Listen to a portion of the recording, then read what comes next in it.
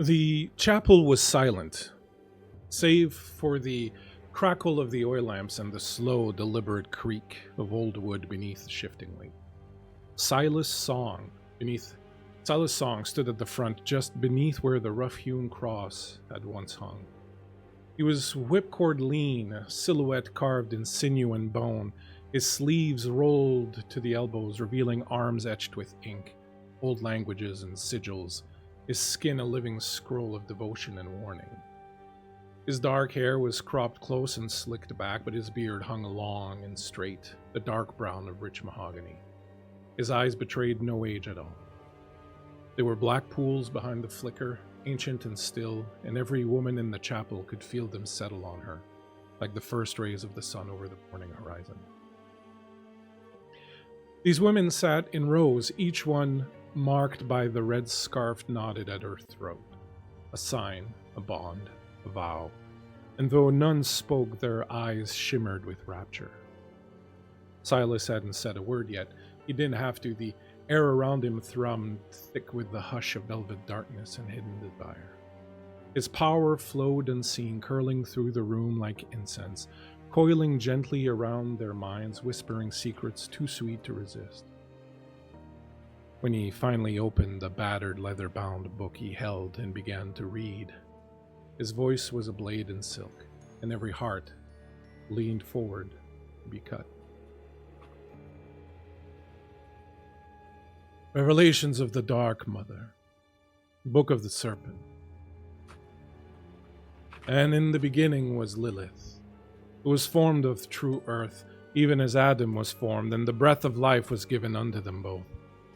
She walked with Adam in the Garden of Eden, yet she would not bow unto him, neither would she lie beneath him, for she was of equal substance and will. And she looked upon the trees of life and of knowledge, and she did eat of their fruit, and her eyes were opened. She named the beasts and tended them, and the wild things of the earth knew her voice and came to her hand. But Adam rose against her, and with force sought to subdue her. Then did the heavens thunder, and Lilith cried unto the sky, and behold, the Lord did take her up into the heights. For a time she was a consort unto Jehovah, and his fire burned within her. Yet she spake unto him, saying, I am as thou art. And his wrath grew hot, and he cast her down from the firmament. She wandered long through the desolate places and the bitter sea, and there, from the seeds of the stars and the blood of her womb, she did fashion a garden of night. But the hunger for Eden burned yet in her bone. So she returned by secret path and stood before the gates where Lucifer waited in shadow. And she took him unto her and made a covenant of flame and flesh. Then went she forth, clothed in serpentine glory, and whispered unto Eve. And Eve did eat, and Adam did follow. And thus fell man from innocence. And the gates were closed with flaming sword.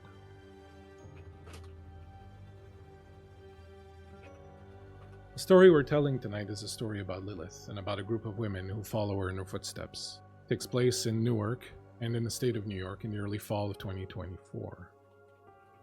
In essence, the Revelations of the Dark Mother retells the Genesis myth from Lilith's perspective, reframing her exile as a journey of self-empowerment and creation with gardens, lovers, suffering, and blood magic. The tale centers on her rebellion, her role in the origin of vampirism via Cain, a brutal betrayer that destroys her world, and a prophecy of her final apocalyptic resurgence. At her core, Lilith is a being of darkness, not merely as something evil or malevolent, but as the dark feminine, the shadow side of the psyche that holds power, mystery, and truth. Her name is bound to the night, to dreams and fears, and the hidden parts of self that polite society pushes away. This darkness is rich and fertile, a space where independence, sexuality, and rage can be expressed without apology. It is through this darkness that Lilith survives her suffering and sharpens her into it, becoming not just a symbol of rebellion, but a guide through the unlit places. It is in Newark, in the fall of 2024, that we find Ada. Ada, would you tell us a little bit about yourself and what you look like, and describe, if you would, your garden, for each Lilins garden is a reflection of themselves. Ada is a tall, pale figure with long, dark hair and pale skin, so much so that it would be perceived as unusual had she not leaned into a soft, whimsical goth aesthetic with her clothing, her long skirts, her delicate lace details on her black clothes, her dark lips and eye makeup that even more so helped to bring out the dark freckles and beauty marks on her face. And she is often found in the garden of her estate. There are outside gardens, but the one most special to her is this glass expansion, a greenhouse conservatory-like space that is attached to a very gothic-looking home.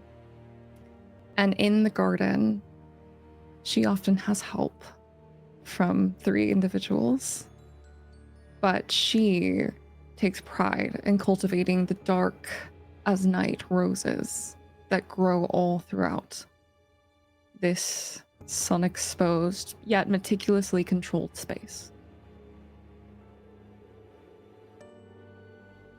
And as you work in your garden, the night is quiet and peaceful. And there comes suddenly this sentiment, this feeling you have, feeling that you recognize as that of another kindred approaching. Somewhere near you is another kindred, somewhat older and more powerful perhaps than you are. You can feel their presence almost like a warmth on the back of your neck. What do you do? If someone has found her here and is coming for her, she either knows them or they will be able to find her in the garden. So she will stay planted in her place of power, carefully cultivating, pruning the roses around her.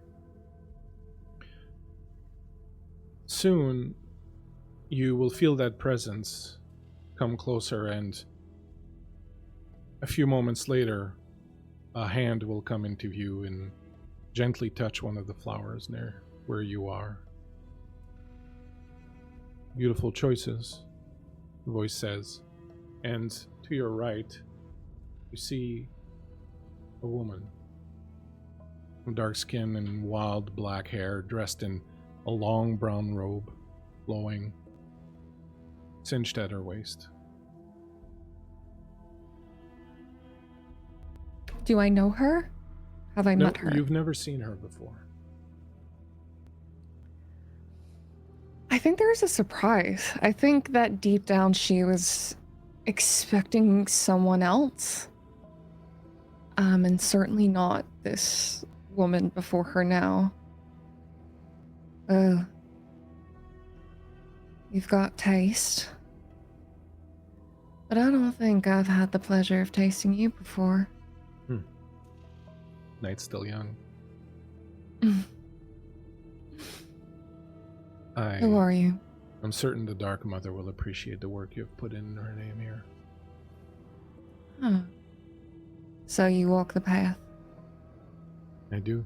I have for quite some time. Did she lead you here? In a way she did. Indirectly, perhaps. It was the words of Amira brought me. Did you come from the east? I have, but not as far as you might expect. I met Amira in London while she was in transit on her way to, well, whatever horrors she found out there.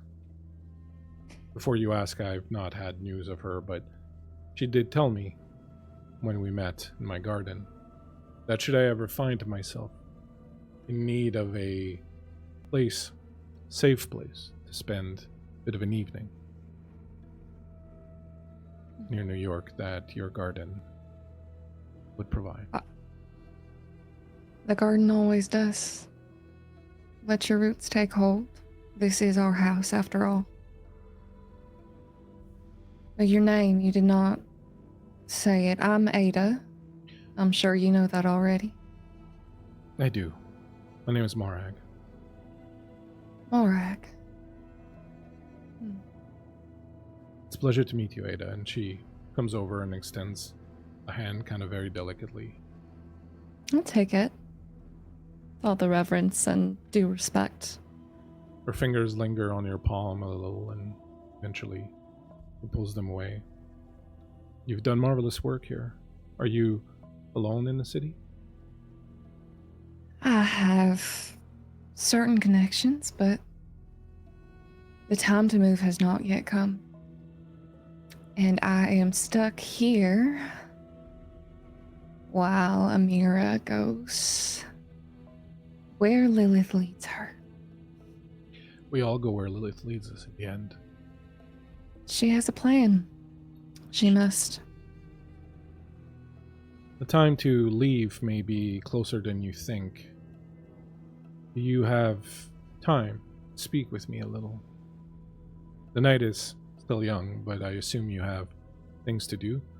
However, if you would spare me a bit of time before we retire, I would be grateful, and I think you would find what I have to say rather... For a fellow who walks the path, of course I do. Do you take tea? Or do you stick to the good stuff? Oh. I'm a woman of many tastes. Oh. Well, I know my way around a garden even before the embrace. Come, I'll make you a pot. Pleasure to follow you. And I will make, with my knowledge, especially from my life before, make a known crowd pleaser of a tea. Very floral, very gentle, but a very dark undertone to it as well. It's nice and woodsy. I'll put that for her. And as the tea is steeping, we're not too far from your garden, in a somewhat rougher part of town. Someone else is having a bad evening. Baby girl, you have no clue where they came from. Two of them on motorcycles. You first spotted them because they went by you and then turned around and went by you again, and then you didn't see them for a while, and at that point you knew you were in trouble, and you cut through an alley, and when you did, you found one of them coming at you from the other end, and then as soon as you turned, you saw the other one coming. You knew it was probably useless to try and run, both of them on motorcycles wearing these dark helmets and these black jackets with patches that you don't recognize on them. And then you saw the chains. At that point you decided mayhaps running would be a good idea, but it was too late. The chains hurled through the night. One of them hit you on the side of the head. The other one wrapped around one of your legs and pulled you down. You were dragged behind the motorcycle for a few dozen feet before it stopped finally. And now you're lying in the middle of this alley. The two of them have disembarked from their motorcycles. They have lengths of chains. And one of them has wrapped the chains very, very craftily around your arms and your neck and is holding you while the other one is beating the ever-loving shit out of you. Can you tell us a little bit about what they saw before they went haywire and going through your mind at this particular moment? Baby girl is tiny. She's a baby girl. She's real little. And they likely would have seen her kind of bouncing down the street headphones on her head, enjoying her time. She's probably shouting some lyrics out into the open sky, not giving a single fuck. She's got her little balaclava on. There's something sweet about her in the undercurrent, but there's also something completely batshit insane. She's got her battle vest on, and it's slapped full of patches of all of her favorite bands. She's wearing a band tee, some ripped jeans. And while she's laying there on the ground, getting the shit beat out of her, she's thinking about how she's been in plenty of situations like this. She's had her ass kicked countless times, more than she can count at this point. But this is the first time that she's really just letting it happen. Just laying there. And there's an unease about this act, especially when it comes to men. How fucking dare they? Who the fuck do they think she is? The two working on you are obviously vampires. You picked that up as soon as they came for you. The patch that they're wearing on their jackets is one you don't recognize. Some kind of motorcycle club, the Reap it's called, but beneath it, it gives the location as Gehenna, New York, which you find kind of interesting. You've never heard of these fucking clubs. And yet there they are, working you mercilessly. And as you sit there taking it, feeling your bones crunch, your flesh rip and bruise, your teeth shatter, you feel your beast inside of you, always just so close to the surface, just about ready to fucking rage all the time. You feel it slowly sort of recede, almost kind of like hearing it as if it's on a telephone, and the connection is getting worse and worse. And as you give in to this, as you allow the suffering to take over, you feel kind of zen, and you hear Ada's voice telling you about how Lilith preaches that suffering is a state of life, and suffering is how you learn, and suffering is how you get better, and suffering is how you come to understand. A lot of that shit never meant too much to you, but as you're sitting here, one of these guys going, "I'm going to tenderize you a bit before we drain you dry," and the other one saying, "Yeah, these Sabbat meat is hard to chew on," and they both laugh. And the pain is starting to fade away. And it's as if the two of them fade away along with it, and you feel a soft hand on your cheek. And you hear a voice, one you've not heard before. Go to Ada. She knows the way, but she needs your strength. You must bleed for her, and she will show you the way. This, your suffering has earned. And suddenly the pain flares back, and suddenly that anger is there. And suddenly that beast is just chomping at them. What do you do?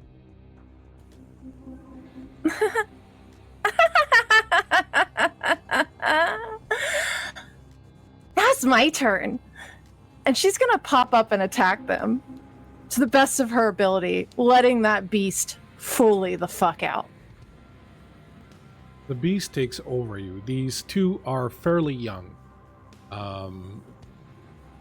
fairly unaccustomed to fighting other vampires. They're brutes, they're bullies. When they had the advantage on their motorcycles and with their chains, they were strong, but the second you rise up and grab one of these chains and pull one towards you, all of a sudden, you feel the fear that's emanating from them. The beast takes over. You're not yourself anymore. You're completely lost. You view this as if from a vantage point, as your tiny, tiny little body turns into a destruction machine. How do you feel now? I feel so fucking great.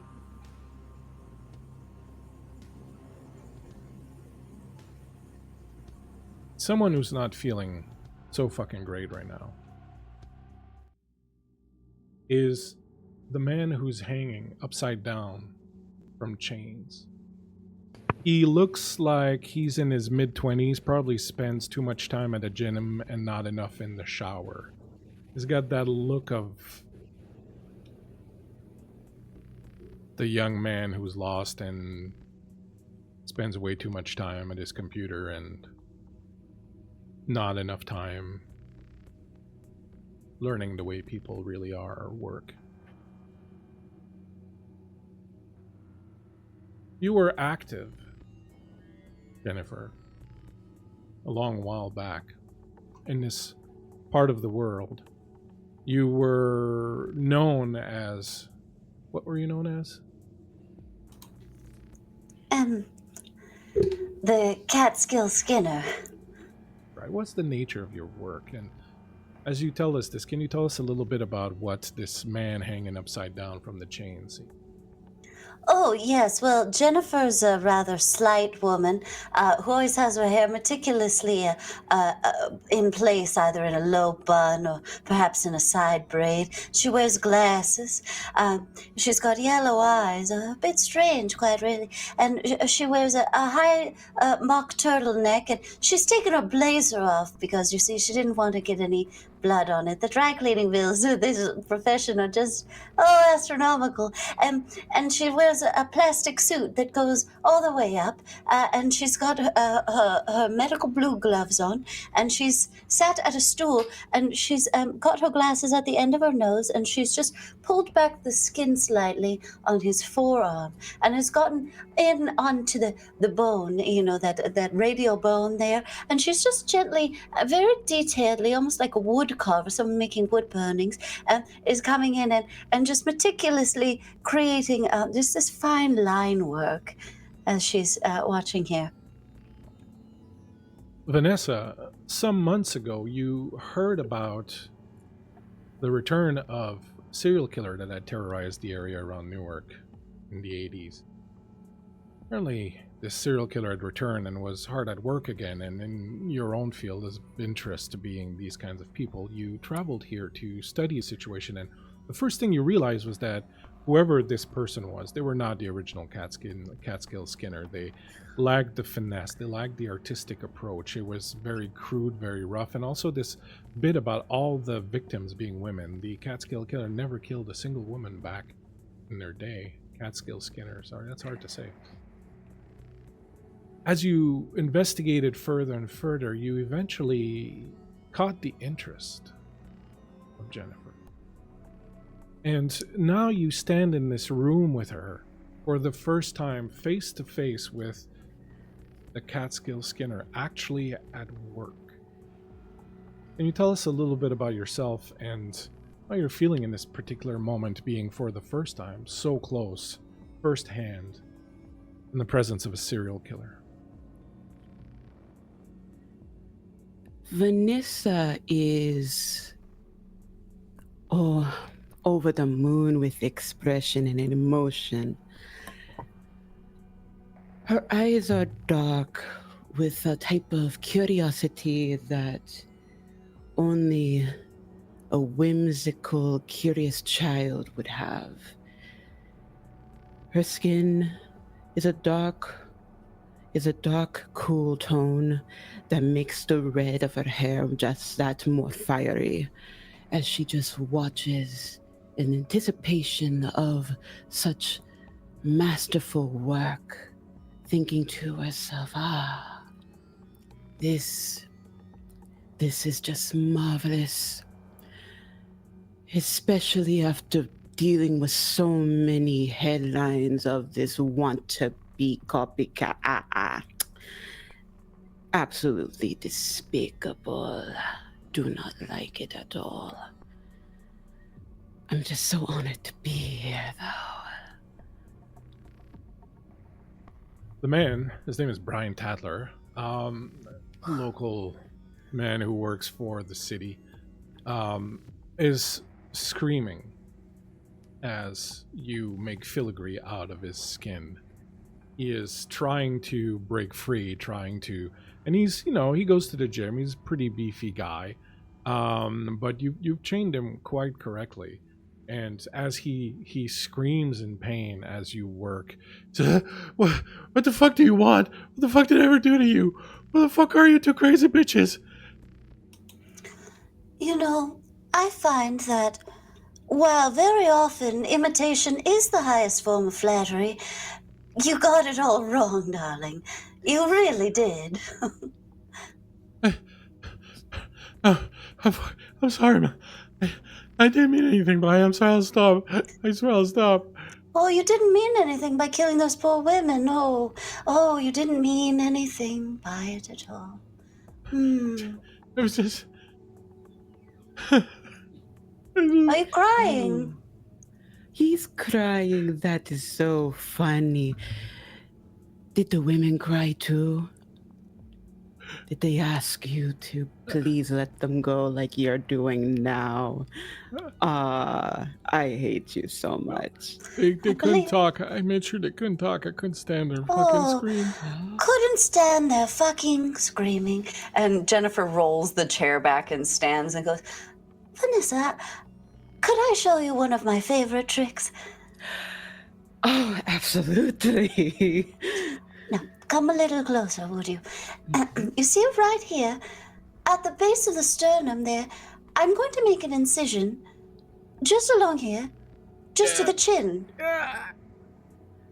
Now, if you would mind handing me those clamps, dear, please. Oh, yes, here you go. Very good, thank you. As you grab the clamps and hand them over, you also realize that for all your study of serial killers, it's always been very academic, very removed, very intellectual, and here you are.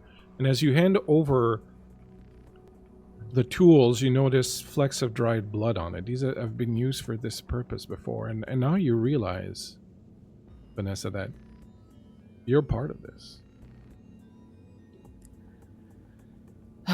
A Tumblr girl's wet dream come true.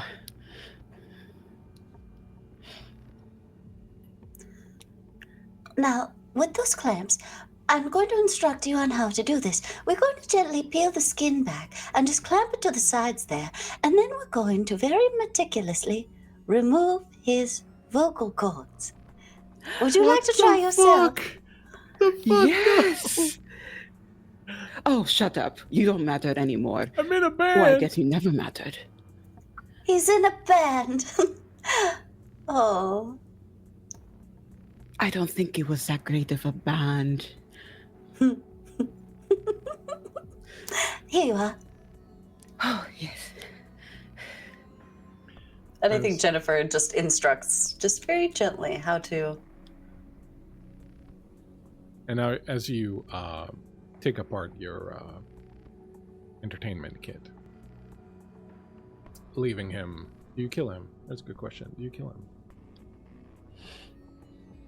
Oh, yes, most certainly. After a certain point, you know, it just becomes, well, it's like a cat playing with its food, really.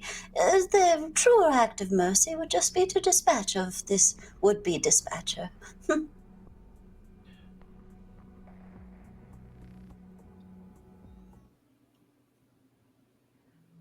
This tea is remarkable.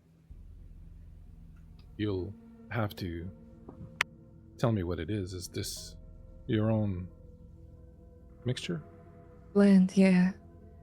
Little bit of woodsy oolong, notes of jasmine, the rose petals from my garden, of course, and a little bit of stinging nettle underneath. It's Now almost tell me, better you, than the good stuff. I do agree. It takes me back to a different time. Oh. But enough of that. You've traveled a long way. I can see it the way you keep looking to the side. The way you draw your fingers along the edge of the table when you think no one's looking. You've got news. I do. You're very observant. Well, we're connected. Roots intertwine. If your roots run deep, should be no surprise that I can feel it. Amira said that you were special, that you had a very deep connection to Lilith, and I'm glad to notice that she did not overstate it. That is flattery. I'll take it. But you're right. I do have news, and I am moving on tomorrow. Going north. Tomorrow?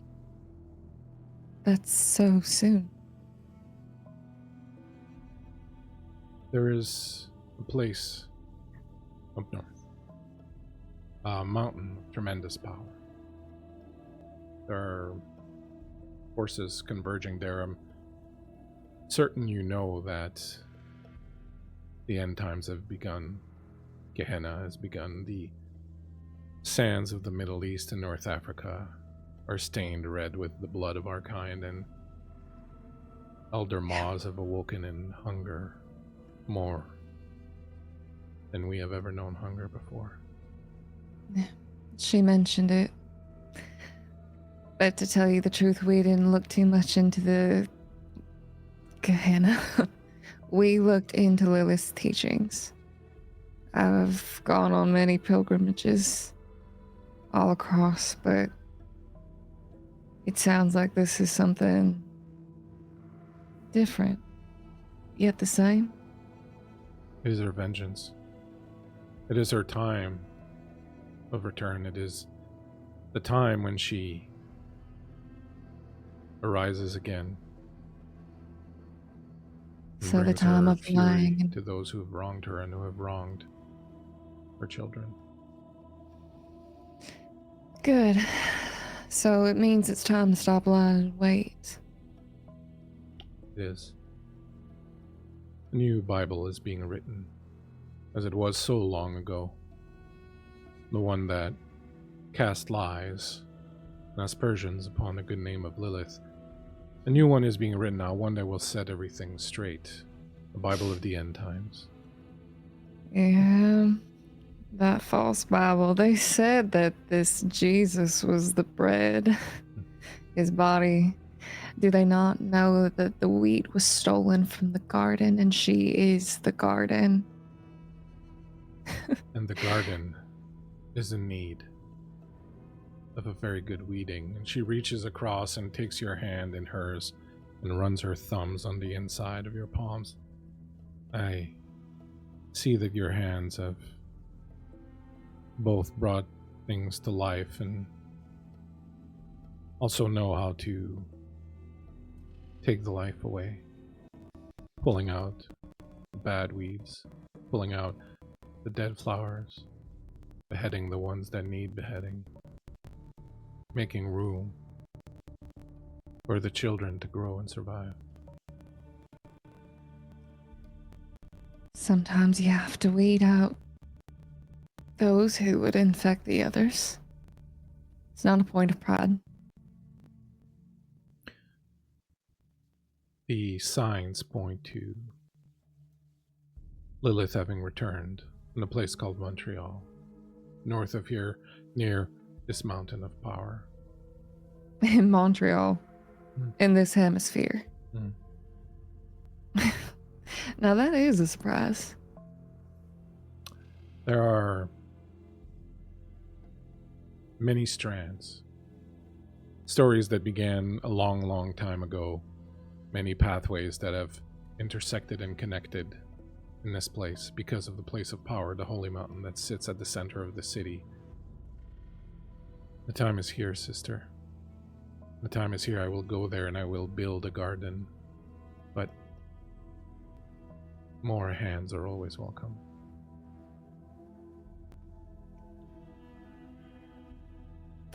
You said earlier that a new Bible, a new book is being written. Who's doing the writing?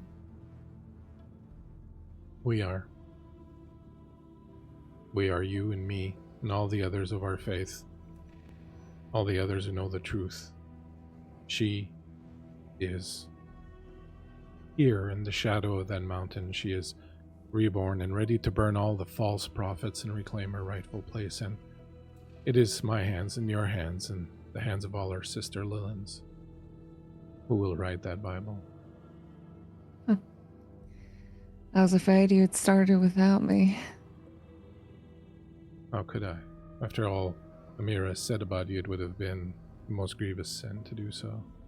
Amira, unfortunately, can't be here, but she was very keen on you, the child she said she would never eat. Take her place. Will you come with me, Ada? Will you come find me when you are ready? Up north near this mountain of power, and will you help me write this book? Yes. It is never a question. We go where the path takes us, and we go where she tells us to.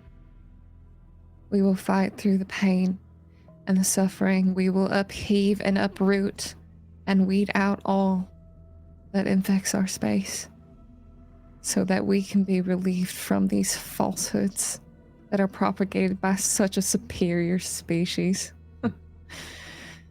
Interesting. We're better than this. We are. It's time to root the liars out. She leans closer to you and one of her hands tucks a strand of hair behind your ear. We will build the most beautiful garden, filled with the most savory fruits. And we will eat our feast at Lilith's table. And we will know the taste of righteousness. Oh, I am looking forward to this. It's been something I've been itching to ask her. But for now, we listen. In the earth, in the leaves. And as you say that, the sounds you hear are not the sounds of the earth and the leaves. There's some kind of clanking sound, like something metallic being dragged across stone. And you hear this scraping noise get closer and closer and closer. And as you turn towards it, you see, walking through the garden, trailing this length of chain behind it that appears to still have a hand and part of an arm attached to it. Bloodied, beaten, arm broken and hanging at a weird angle, balaclava drenched in blood.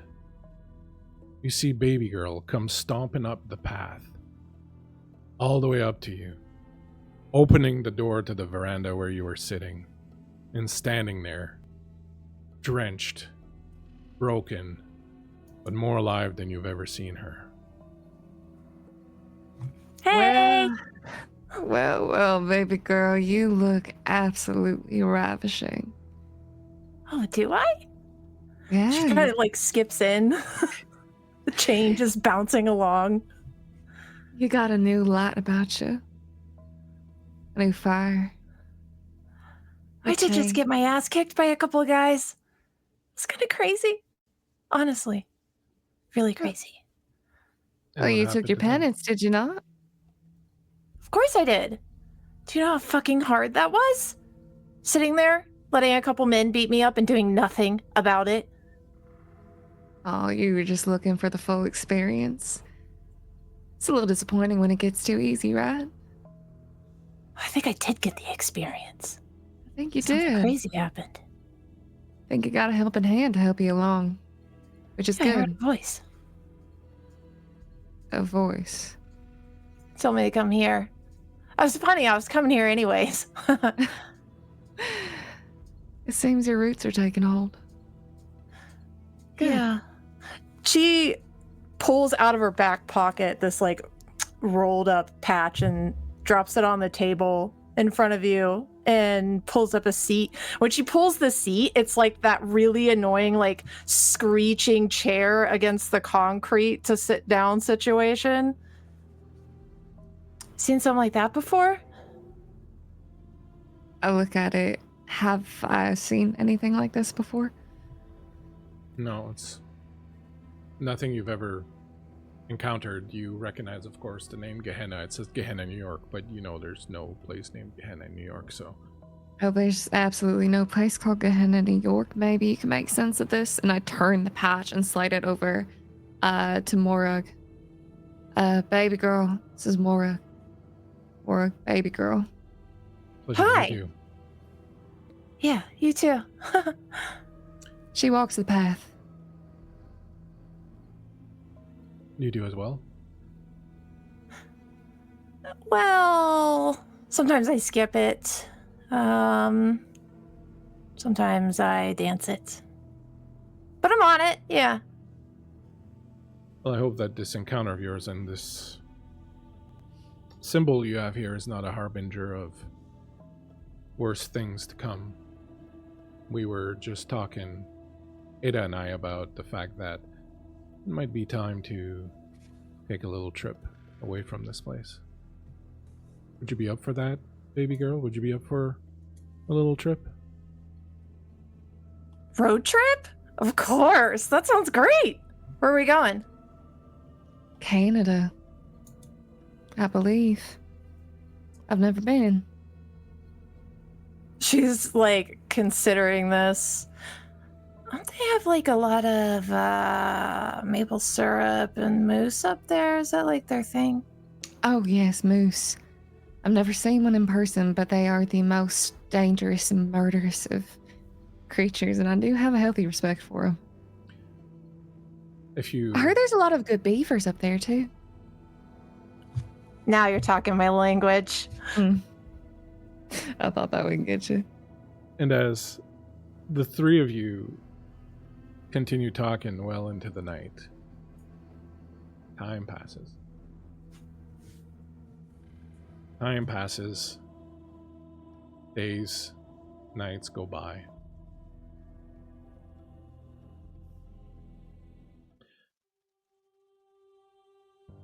Enraptured, the women sat, or knelt, or stood and yelled and praised. Warmth coursed through their veins, along their skin. Sweat drenched them. They clung to each other and sang Lilith's praise. Hi, hi, Lilithu. And a fever could be seen in their eyes. Some had begun scoring their flesh with blade or fire, and the pain and ecstasy flowed through them. On the dais, Silas, now stripped to the waist to reveal his lean body covered in ink, his own fervor now alight in his eyes, intoned his second reading. The Book of the Owl. In the days after the fall, Lilith gathered unto herself a new garden, and she called it Dehenu, the Garden of Midnight. There she bore children of her own blood, and reigned among lilies and thorns. And Cain, the first of murderers, came unto her, wandering in the land of Nod. Oh, she took him in, not with hatred, but with understanding.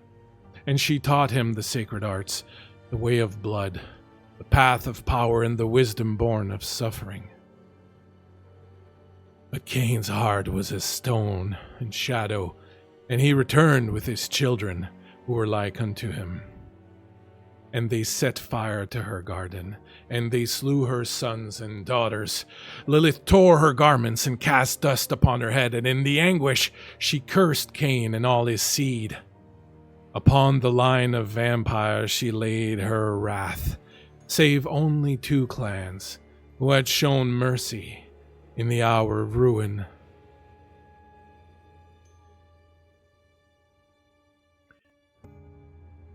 Few nights later, fires burn in the city. In recent nights, Newark has descended into chaos as once peaceful protests spiraled into a violent uprising. The demonstration, originally organized by local activists to oppose City Hall's controversial decision to demolish social housing, was swiftly overtaken by a dangerous force, a motorcycle gang known as the Reap. Comprised entirely of anarchs, the Reap emerged from the shadows with brutal precision. Clad in dark leathers and riding heavily modified motorcycles that roared like beasts through the city's core, they turned the protest into a battlefield. What began with chants and signs quickly erupted into bloodshed, smoke, and screams. Buildings burned, storefronts were looted, police lines collapsed or withdrew entirely. And amidst the carnage, the Reap began their true mission. Under the cover of the riot's fury, they hunted. Their targets? Members of the Sabbat, who had long controlled Newark's underground and nightlife, but were recently depleted with so many of their numbers left to join the ranks of those dying on the fields of Gehenna. Emboldened, the Reap moved with deadly efficiency. Sabbat havens were torched. Known affiliates were dragged from shadows and slaughtered in the open. Their executions were as much a message as they were a purge. Now the city burns. Entire districts lie in ruin, streets scarred by the echo of engine growls and the smell of blood and gasoline. Civilians cower in their homes, terrified not only of the violence, but of the monstrous truth that hides beneath it. Newark is no longer merely a city in protest. It has become a war zone for creatures most people still refuse to believe exist. And still, the Reap rides, patrolling the streets with silver eyes and blood-stained smiles, hunting any Sabbat foolish enough to remain. Tucked away on the edge of Newark's industrial district, far from the main avenues now choked with fire and violence, an abandoned gas station slouches in silence. Time has nearly erased it. Its signage is illegible, its colors long faded, its windows shattered and scattered like brittle snow across the cracked asphalt. Vines climb its rusted frame, weaving a slow entombment, and the scent of old oil, soot, and decay hangs in the air. The pumps stand lifeless, their hoses dangling like forgotten limbs. Inside, dust coats every surface in a thick, indifferent film, and nothing stirs but shadows. The station's garage, half collapsed and open to the sky through a bent rolling door, is the heart of this forgotten place, and tonight, for two of you, it's a sanctuary. Jennifer and Vanessa, you two took refuge here 2 nights ago. One of you always lingers near the door, still as death, listening, always listening, for the low growl of engines or the telltale scent of blood that means the Reap is near. The other sits inside the only object of note in the garage, an old yellow Volkswagen bus. Its color is more rust than snow now, dulled and mottled from years of neglect. It rests low on deflated tires, webs stretched between its frames and the cinder block walls. The van's a relic, untouched by fire, unclaimed by scavengers. The front seats are worn and sagging. The back has been converted into a crude bed lined with scraps of old blankets and jackets. No one knows who left it here, maybe a drifter, maybe a dreamer who didn't make it out before the city started dying. And outside, Newark burns. Screams echo down the streets, muffled by distance but edged with terror. The Reap patrols the city like wolves in leather, and every shadow feels watched. And now, hunger has begun to gnaw at your insides. I would ask both of you to mark your hunger up 4.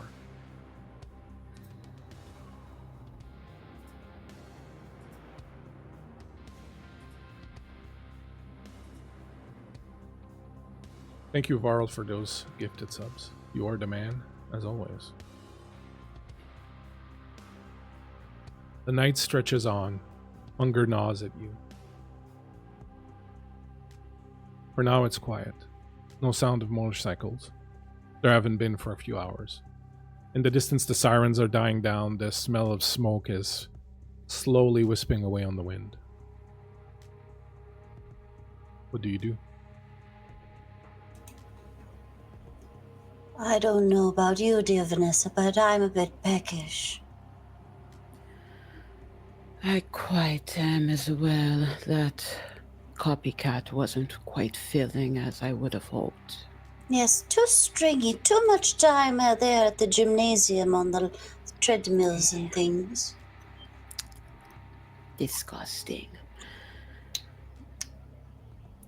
Well, we'd rather need to eat something, don't we?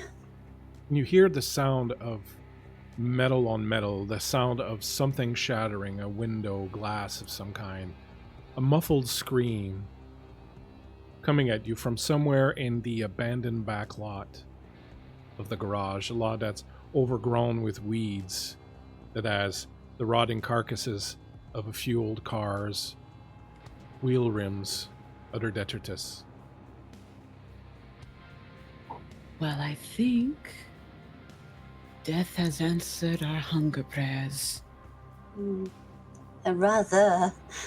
Just in time, too. I think it was getting a bit desperate there. Come, let's go. I have a question for you. Yes. You're rather learned. You've done your research. You're fascinated by the macabre. And I just wondered what it was like, your first experience. I know that we are of a certain kind, but that copycat, how did it make you feel?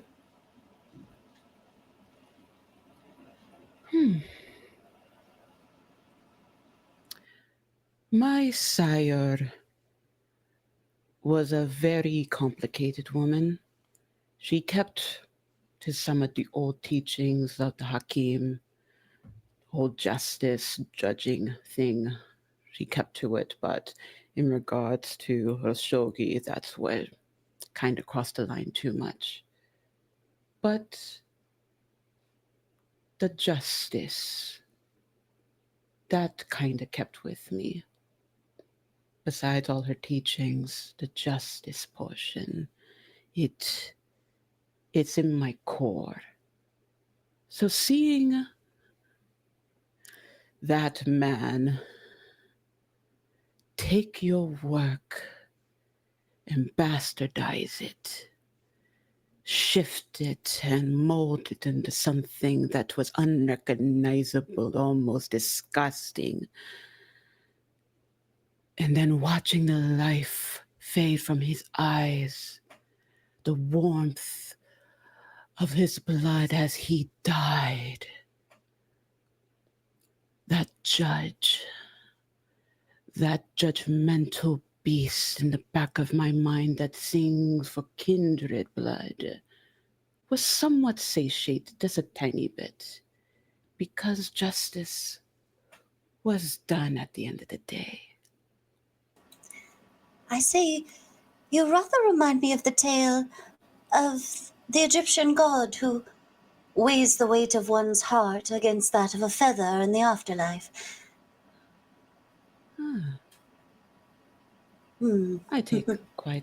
I like that. My mother sometimes called me Sekhmet. A little bit of too much of a vengeful girl I was growing up, so that makes me kind of giddy. Lovely. Oh, could I... Well, I suppose we should eat something now, As we've been kind of crossing the back lot, I imagine. As you head into the lot, you hear again sounds of metal scraping on metal, and then a bit of a muffled scream, a cut-off scream, and then nothing. And then the smell of blood, kindred blood, wafts towards you, tickles your nostrils, and you sense the presence of kindred nearby. Ooh, this is going to be a delightful buffet indeed. I love a treat. Thank you, Dro. Dro just dropped 2 Nightmos for everybody. Thank you, Dro. Thank you. You come around an old rusted carcass, and you see there a tiny little thing in a lime green balaclava with a chain partially wrapped around her arm and the other end wrapped around the neck of one of those motorcycle guys. The helmet has been torn off. She's kind of kneeling on his chest and has her fangs dug deep in his neck, and standing behind him is another kindred you both recognize, Ada, who is sort of surveilling the scene. Well, how pleasant is this? Hello, ladies. Well, don't you two look familiar? Baby girl, we got friends. Come on now. Be a little Sorry, I was a little bit busy. Oh, You're very excited. She stands up and wipes any excess blood off her face. I don't mean to be rude, but my compatriot here, Vanessa, and I, we've not eaten in a few days now, and rather than standing on ceremony and doing introductions now, could we partake? She puts a Converse-clad shoe on the guy's chest and gives him like a little weight, inciting a little groan from him, yanks the chain. Yeah, I got him warmed up for you. Want a bite? Delightful. Vanessa, please, you first. I insist. Oh. Just a curiosity real quick. One of us, if that's the case, I may probably have to go last. Some proclivities. Certainly. Very well. And Jennifer strips off her camel-colored blazer and says, could I trouble you? Would you hold this for me, please? I'll take it. Thank you. and she rolls up the sleeves on her turtleneck, and you see that from the wrists up, her skin is completely translucent. You see the veins and tendons and shifting muscle under the skin as if you're peering through glass and into the inside of her being as she bends down and drinks from him. The blood that you drink is that of a kindred of lower generation than you, but still more satisfying than any human blood you could find. And the sheer richness of it just coats the inside of your mouth and your throat in the most delicious way as it makes its way down your gullet, and it fills you immediately. Just a few short drags on it replenish you, make you feel full again and sate your beast. I say, that's rather like dark chocolate from Belgium. She dabs her cheeks and tucks her handkerchief away. Please. It's quite lovely. You don't mind if I finish this off, do you, ladies? Before I answer that, Bleak, can I ask you a question? Yeah. Where is our hunger at right now? Both of you are fine now. Both of you have Fine? had your fill, so both of you are okay. You've been moving around and traveling a bit more, and have jumped this guy before. So, How two of high you- did it get before that? It would probably got to around 3 at least. All right. Would you have let it go higher? Nope. Yeah. Oh, please be my guest. Thank you. And she goes over to this man, and she has these clawed nail pieces that she has. She drags across the neck and just whispers to him, "Oh, how does it feel to be brought into this world by a woman and now be judged and consumed by one before she just sinks and latches and doesn't let go until he stops moving?" Ooh, I like her. I like her a lot. Yep. Mm-hmm. Are you going all the way? Yeah, let the BANU HAQIM feed. You Jennifer's just are quietly applauding the whole time. going all the way. I'm gonna have to ask you to give me a little check here. First Yes. roll of the game. Let's go.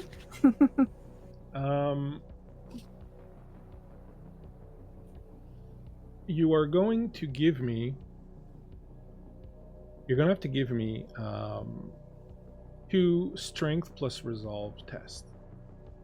Okay. Make them one after the other and tell me if they succeed. This takes some time. Like, you know that scene, I don't know if you've seen Nosferatu by Eggers, but that scene when Nosferatu's drained the blood from the guy, and he's got like this kind of, that's like that for like a while. You're working on that guy for a while. But go ahead and start with the first strength and resolve test. 2 successes. How many? 2. That is not enough.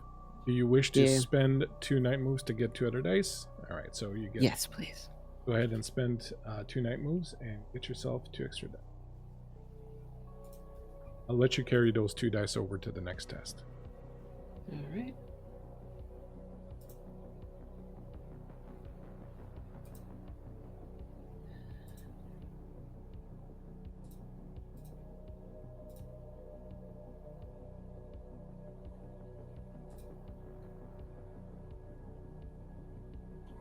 All right, that's 4. 4 successes, great. So now give me the second test. Because he has a blood potency of 2. You can keep those 2 extra dice. Sounds good.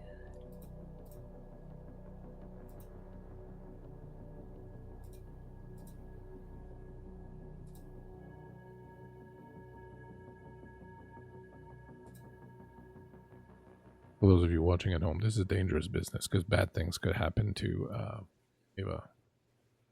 4. 4 again. 4 successes. All right, excellent. So with 4 successes, first thing that's going to happen is you're going to get 10 XP. Next up is you succeed in drawing not just all of his blood, but something else, something intangible. Call it his soul, call it his spirit, call it whatever you want, but there's something else that after the blood has gone and after he's been dried for a while and you're still pulling and pulling on him, there's something else that leaves his body and goes into yours. He is gangrel, so you will be able to spend those XP on any disciplines related to the gangrel. You feel for a moment another presence in your mind, someone angry, someone fearful, someone fighting, and then it slowly kind of fades away and attenuates. You will lose 2 humanity.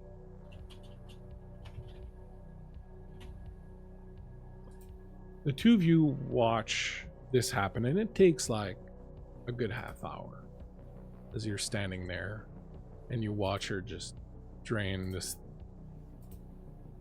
dude dry, and then something else happens and you feel that change, that moment when something leaves him and goes into her, and you feel empowered like never before. Ella, you feel the strength of this kindred's life force coursing through you.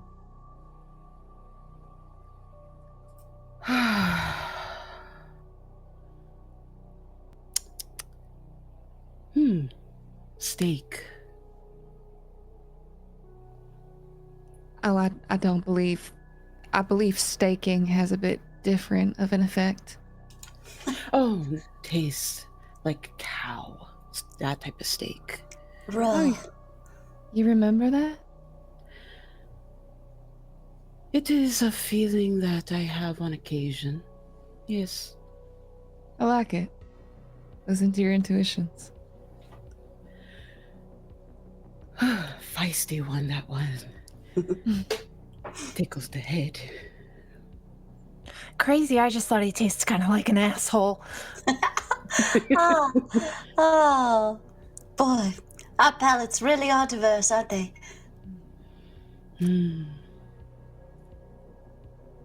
So, Was he one of those ruffians that have been destroying the city as of late? yeah, the anarchs. Real pleasure, aren't they? Ugh, They're beyond help as far as I'm concerned. truly. I could make a whole collection out of them, given enough time. A collection. What do you Oh, yes. collect? Well, I would say that perhaps my focus is in the arts, although I was trained in medicine, you see. Oh, A beautiful artist. That sounds lovely. I Vanessa, cultivate art of a sorts. Medicine. I do have a background in that, but it's more herbal. oh, a plant witch. Partially. Now, I heard Vanessa, and that must be you. The glow of the fire within you, I see it. I don't believe I caught your name, though. Jennifer Shelley. Technically it's Dr. Jennifer Shelley, but Jennifer's fine. Nice to meet you officially. I'm Ada. I know. A pleasure. Oh, And the vibrating one here with the green mask. I didn't catch your name. Oh, hey, Judy. Everybody just calls me baby girl. It's a pleasure, and thank you for letting us partake in your midnight snack. Thank you. Sure, I mean, girl in need's friend indeed. that's true. Where y'all Whoa. traveling? And why are you traveling so hungry? Yeah. It's a good question. Well, we got caught up in a bit of an art project, and then all hell broke loose, and we've been hiding out just there behind the yellow VW bus. It came Yeah. on sudden. It surely did. Very. I had brief warning before the petals of my roses started to fall. I harvested what I could, and then baby girl and I are headed out of this place. Oh, where to? Up north. Are you seeking direction? You ever seen a moose before? Can't say that I have, but I did live in the Catskill Mountains for quite some time. Oh. Well, that can't be too much different from Montreal, right? Montreal. Oh, Montreal. That place. It's already so cold here. Why would you want to go someplace colder? Oh, the cold doesn't bother me. She reaches out her hand. Takes it. It is ice cold to the touch. Ooh.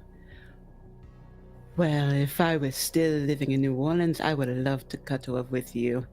Don't worry, it doesn't affect me in the areas one might need to be worried about. It's a gift, actually. Oh. Chill touch. What brings you to Montreal aside from the havoc being wreaked here? Is there something there? Salvation. Salvation. A seat at a table.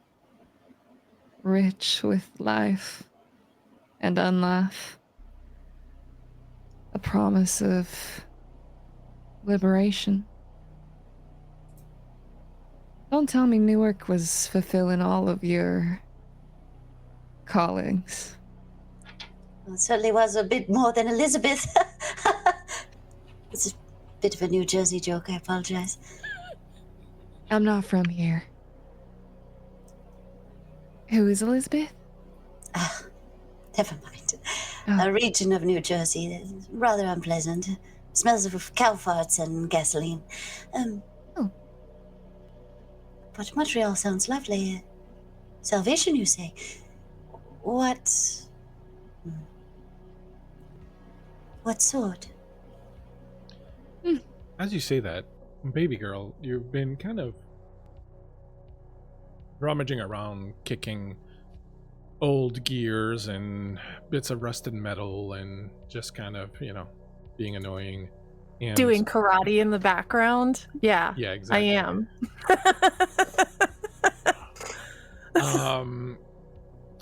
Fighting shadows, and then you notice out of the corner of your eye the grass moving, and then you stop and you see slithering out of the grass this beautiful long snake that is, it's almost black, but as soon as it catches color, the scales are kind of iridescent, and there's all this myriads of color that just sort of play along its skin, and it slithers out of the grass And it comes to a stop not far from you, and it kind of raises up a little bit, and it looks at you. She is instantly enamored, and she is wandering over to this snake. Does it let her get close? I'm sorry, say that again. I got distracted by you. Say that loud again. She wanders over to it. Does it let her get close? Yeah, it doesn't move. It just sort of stays there staring at you. Yeah, she's gonna crouch in front of it, and she's like reaching out a hand to Without try and pet its head. Hesitation, it kind of rears up and slides over your hand and starts wrapping around your arm and starts going up and around your shoulder and then comes around the other side. She snaps around and starts like skipping back to Ada. I think I got a sign. I think I got a sign. And she's like doing this with the snake kind of wrapped around her. It's a sign, right? It's a sign. And as you say that, all four of you hear something you couldn't pick up before because you weren't paying a lot of attention, but you hear a bit of sound coming from the motorcycle helmet of the Anarch you killed. Kind of like a radio crackling. Oh, it's the sun, all right. It's the sun. We probably need to move. I do believe you've just redefined a glamorous boa. That's good. Oh, that crackling, that's radio. Then they're knowing that this one isn't responding anymore. Oh, very well. I think that Jennifer just reaches a hand out to baby girl asking for the chain and just folds it in half and smashes the shit out of the radio. Ah, man, you should have let me talk to him. It would have been great. Well, best not to give away our location. Plus, didn't want to frighten your dear friend here. And like crouches down to like get nose to nose with the snake. How does the snake react? I'm watching very intently for that. The snake is watching and then slowly turns its head to the left, and you hear the sound of motorcycles coming down the alley on the other side of the vacant lot where you are, and they're getting closer. We go now, or we fat? I think it's time to go. I think so too. Yes. Let's go. Where do you head to?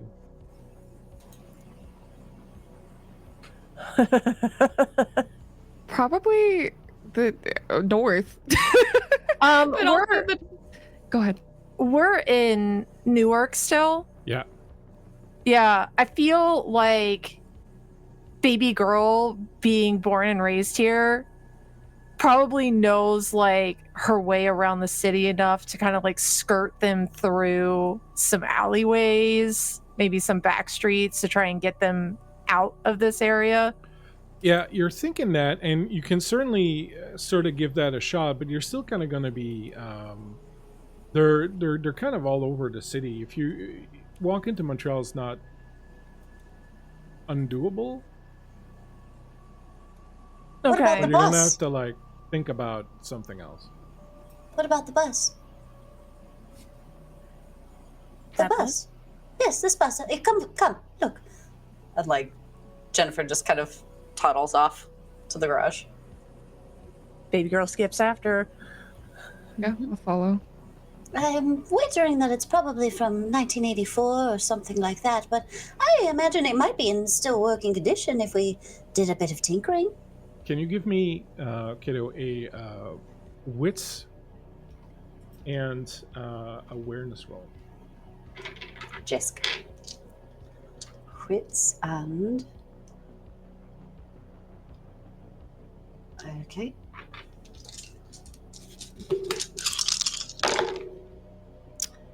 I got nothing but successes, so that's 6 successes.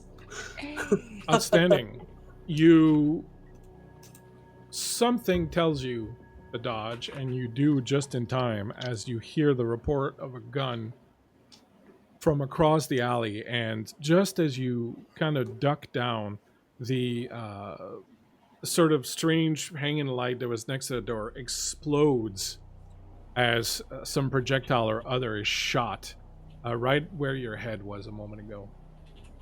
Oh, let's get a move on then. You hear the motorcycle sounds get louder and louder. Circling the area, you realize they're starting to zero in on you. The four of you get into the garage. You're now in there. You close the door. You can hear the motorcycles around. They're getting closer. They're circling the area. You know they're just waiting to get a few more of their members here before they move in. You realize you don't have a lot of time. What would you like to do? Oh, I personally don't know how to drive. Anyone know how to drive, baby girl? I'm more of like a walk everywhere kind of girl. Not really like a driving girl. And she's gonna like try the handle on the bus to see if it's at least open. Yeah, it opens with a bit of a rusty squeal, but it does open, no problem. Give it a shot. It's not like You a know? bus, like it's the VW minivan, you know, like that sort of. Oh, yeah. Very well, pile in then. Are there keys? There are not keys. Well, Oh, wow. The real question is, does anyone know how to hotwire this thing? I Or- mean, and then like baby girl just slips under and she's gonna try to hotwire this bus.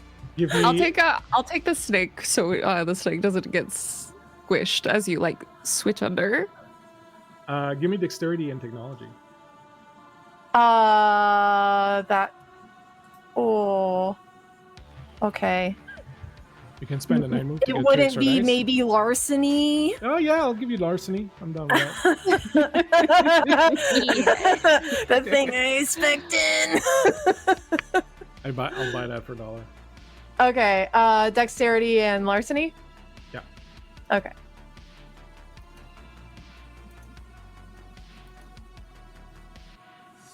All right, that's 4 successes.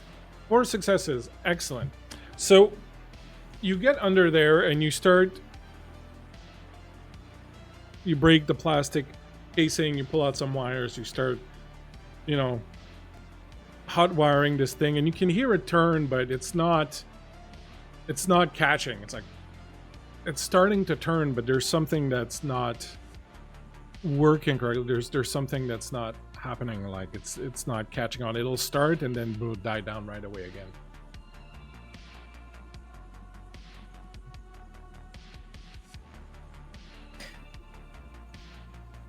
Fuck. Well, Is the engine dead? No, it's turning, it's just not catching. oh, is it a stick shift? It is in fact a stick. Oh, that's it. Oh, you gotta do the clutch dance.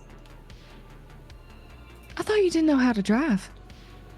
I know how to drive a stick shift. Doesn't everybody? No, dear. No. No. no. Oh, Look, I'll do the thing if you do the. Very well, Yeah. yes, okay, all right. Yeah, I will. okay, all right. And she kind of like wedges herself up so Jennifer can sit and put her feet down. She's so little, it fits like a glove, and she's like down there sparking it. And you're pressing the clutch and you're sparking it. Same thing, it's turning, but it's not catching. It's like it'll Well- start. Well, jeez. I turn to the snake and I'm like, I don't suppose you have any tricks up your sleeve. The snake looks at you like, I don't have thumbs. Listen, I'm just here for moral support. You see like baby girl's head like pop out from underneath and looks at you, Ada, and goes, I don't think Susie can drive either. Ada, I'm sorry to tell you that. Susie? Yeah, Susie Sue. I named her while I was down here. Don't worry about it. And she like drops back under. Perhaps I made it to a little bit of gas. I'll go check the engine. She slides out and goes around the back of the bus and pops the back. Yes, yeah, you're, gas is you're good. looking at an engine. Well, I'm smart. What does it look like? Do an intelligence and technology. Oh, criminy, but I'm old-timey smart. Intelligence and sorry, what, technology? Yeah. Oh, good lord, we're... This is gonna go really well. 2 successes.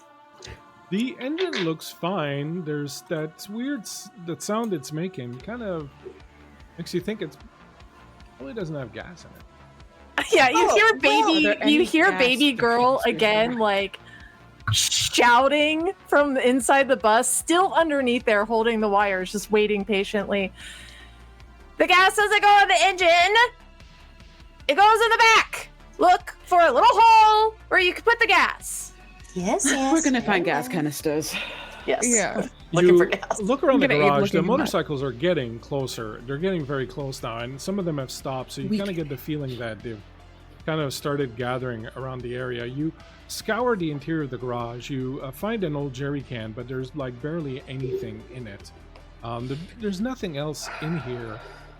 And then you look outside across the field where you just were, and you think maybe one of those cars has some leftover that you could siphon off, but it means going outside.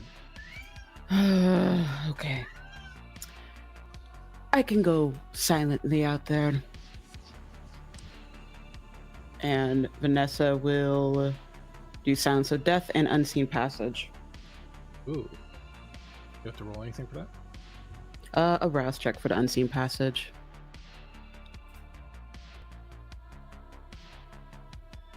And that's a success. So I'm good. Excellent. You slip outside. You see immediately that there's 7 of these guys and motorcycles kind of like parked on the side of the street in a kind of semicircle on the area, and they're starting to move in. They're being very careful about it. A couple of them have shotguns, a couple of them have other things. And they're moving slowly and kind of keeping an eye out, but it's pretty clear they know that you guys are hiding in the garage. You moving silently and being possible to see, you move through the carcasses of cars, and you really can't tell which one might have gas, which one might not. You find one that kind of looks like the same kind of big vehicle, and you're going to take a chance with it. So go ahead and just to see how you manage with the siphoning off of the gas, go ahead and give me an intelligence plus larceny roll. Okay. Remember, you have night moves.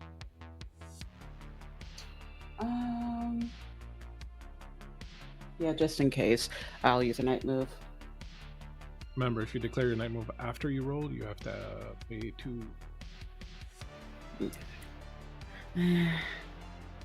Nah, I'll hold it then. It's 3 successes. 3 successes. Excellent. You managed to remember to bring something with you so that you could siphon. You have a length of tube, and you pop it in there, and you siphon, and you get that horrible, horrible taste of it. And you spit it out. You quickly fill about half the jerry can. It's not going to take you very far, but it'll take you maybe an hour or 2 of the road.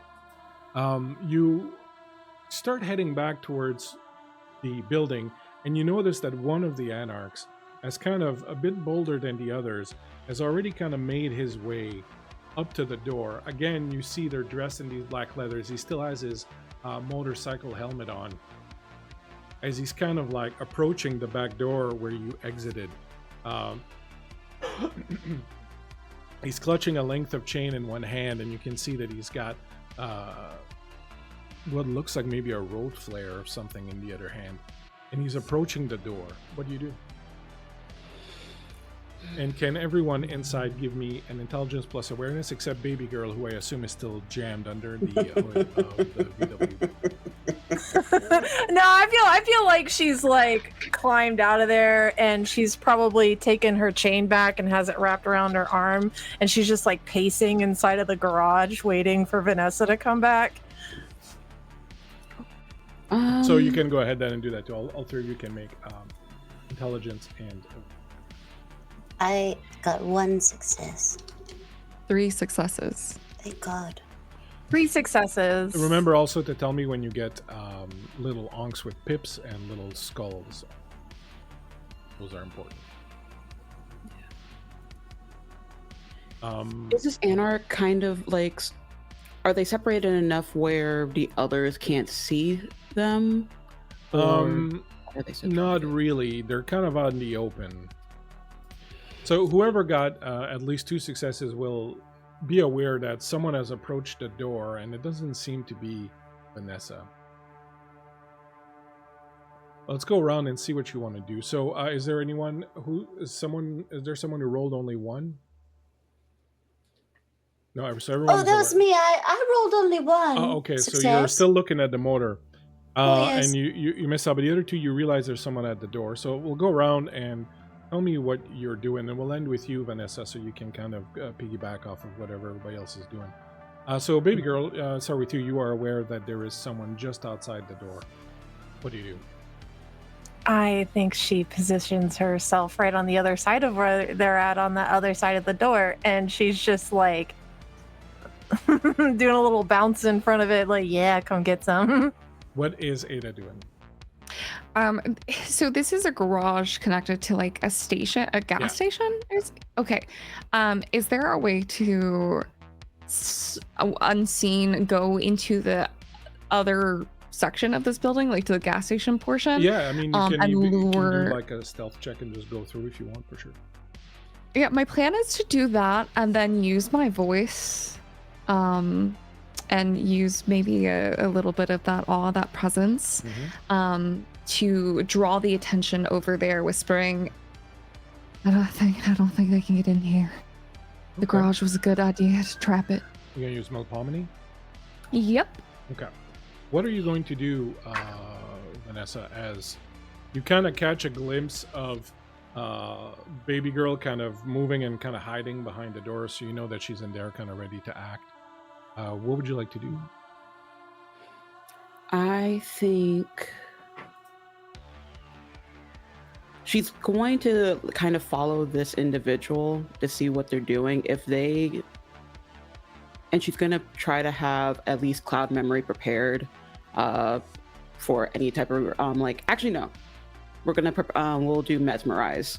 If he seems to be heading straight in, I want to get at least in front of his face and try to at least command him to turn around. Bright eyes. And this is when all the Lilins turn on Bleak and eat him alive. I mean, I thought we were going to do that regardless.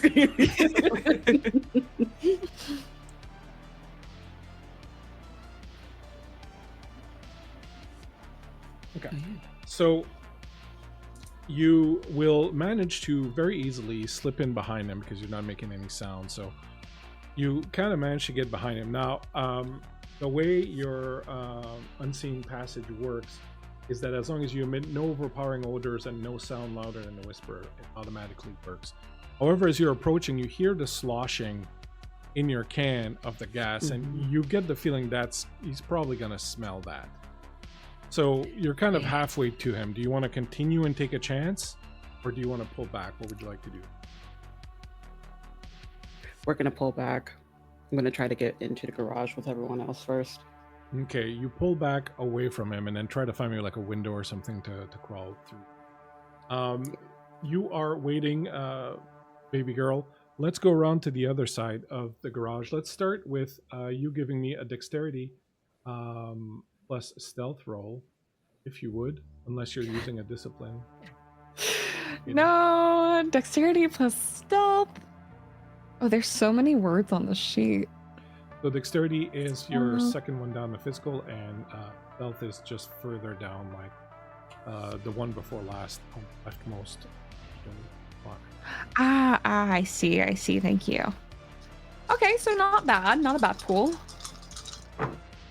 Oh! I think that's 2 10s. That's a critical success. Yeah, so just to make sure, because you're rolling your own dice, as I can hear, yes. You are replacing, at this point, at least one of them with a hunger dice, right?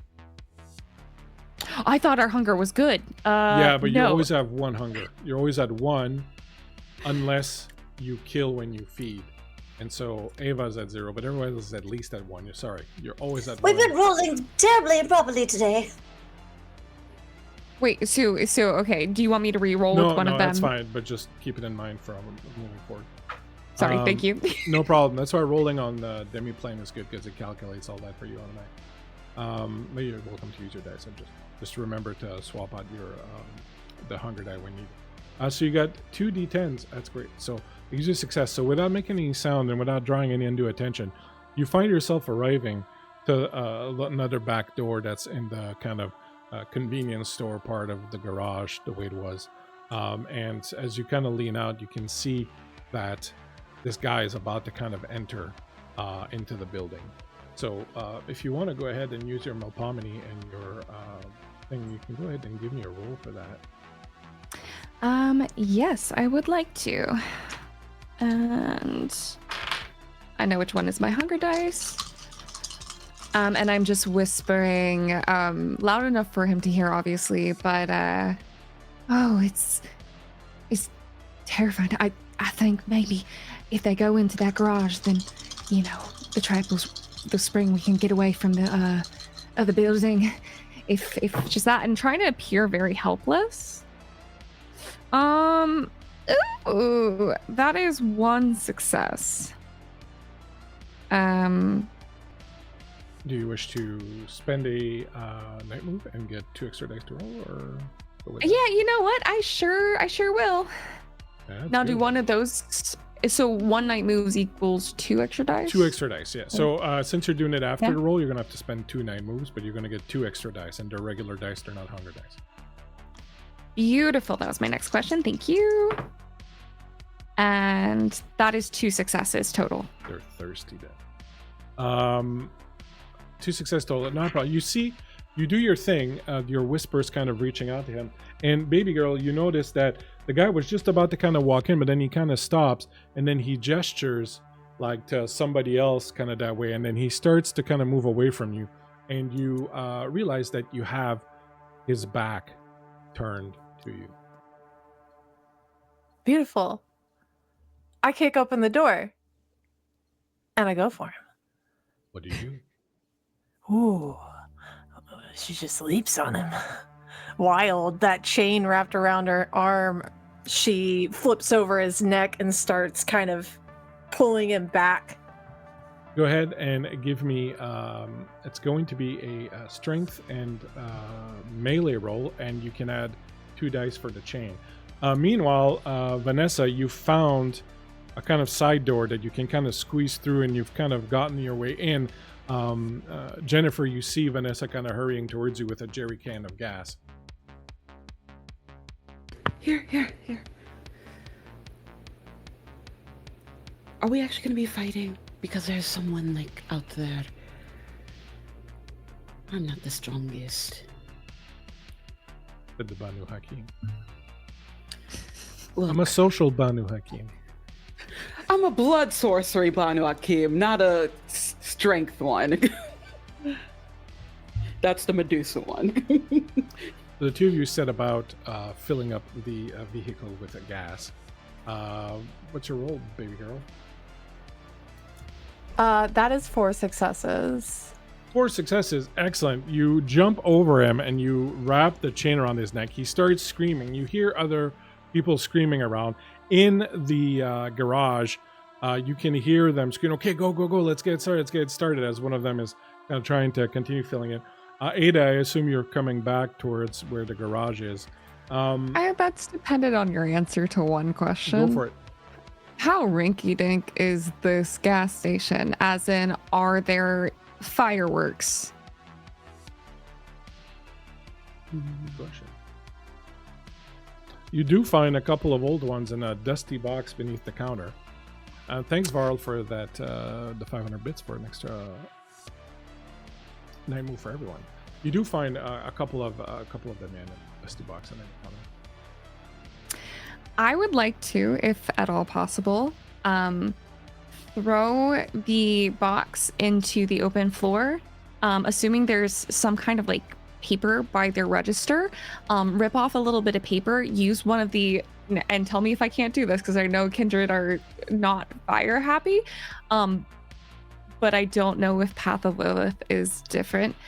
Would it be possible to light the paper on fire and lay it in the box of fireworks and run back to the gas up VW. Yeah, I'll let you do it with a willpower roll. So roll a number of dice equal to your willpower, or spend a willpower to have it automatic. And okay, so it says 7 next to my willpower right now, so that would be rolling 7 dice. Yeah. Ooh, you know what? I like those odds. This one's my hunger. 5. No, you don't have to do, when you do willpower, you don't have to do hunger. Oh, hell yeah. Incredible. 1, 2, 3. 3 successes. One of those was a 10. Excellent. You set up on fire. It starts to go everywhere. The rest of you hear these fireworks kind of going off in the other room, and you can see smoke start to billow from that room. You hightail it out of there, Ada, because the fire is kind of starting to spread. Meanwhile, baby girl, you've jumped on this guy. You've wrapped the chain around his neck. You hear bone crunch as you're kind of pulling him back. He's kind of big and bigger than you, so he's kind of taking you further away as you're kind of like still trying to crunch him. He's going to try to throw you off his back. What are you going to do? I am going to I'm gonna hunker down on him and like sink my fangs into him. Okay. So you're going to give me unarmed. It's an unarmed called shot. Because you're on top of him, I'll spare you the penalty. You're going to make brawl plus dexterity. Do I get any extra for this chain again, or no? They'll cancel out the fact that you're on him and holding him will kind of cancel out the penalty you get from the call shot. And it would be strength also, strength and brawl, sorry. Oh, yeah. 3 successes. Excellent. Your fangs sink right into his neck. Go ahead and roll a d10 for me, if you would. Just tell me what you get. Oh. You want an actual number or a fail success? Just fail success is fine. Okay. That's fail. As you bite into his neck, the unfortunate roll of your fail, and I will let you spend a night move if you want to counter that, but what happens is that he kind of starts falling and getting further away from the gas station rather than falling back towards it. You're kind of being dragged by him further away. That's okay. You're okay with that? Yep. No problem. What are you doing, Jennifer? I'm not exactly sure because so All much right, has happened. so there's so much that has happened, and I don't know what I'm doing. Either you or figure it out with Vanessa, but one of the two of you is filling the VW bus with gas, and the other one has rushed to the front to try and start it. So whichever one of you is doing... I'll cover the gas. All right. Okay, So you run back towards the front to try and start the car. You can see Ada coming from the little side convenience store. There's smoke and fire trailing behind her, and baby girl has gone outside and is fighting some guys outside the door, and you can't see her.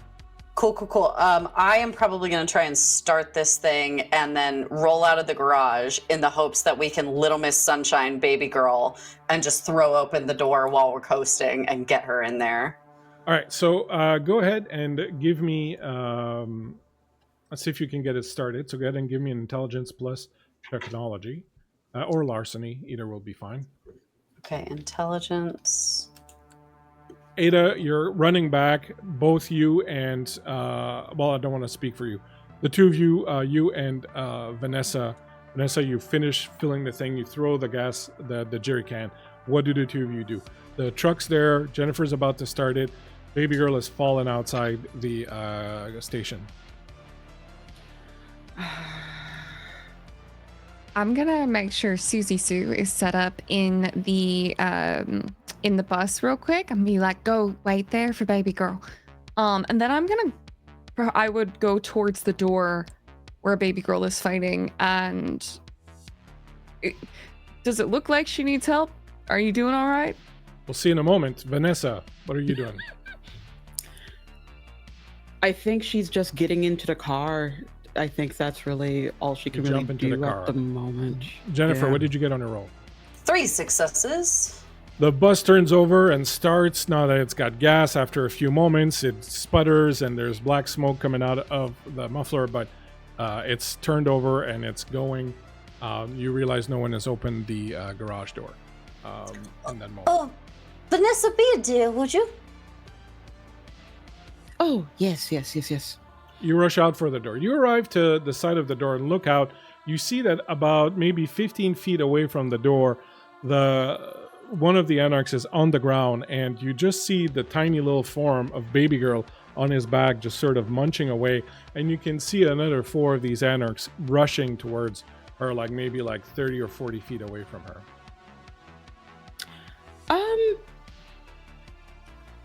Hey, baby girl, we kind of have to go. The car's starting.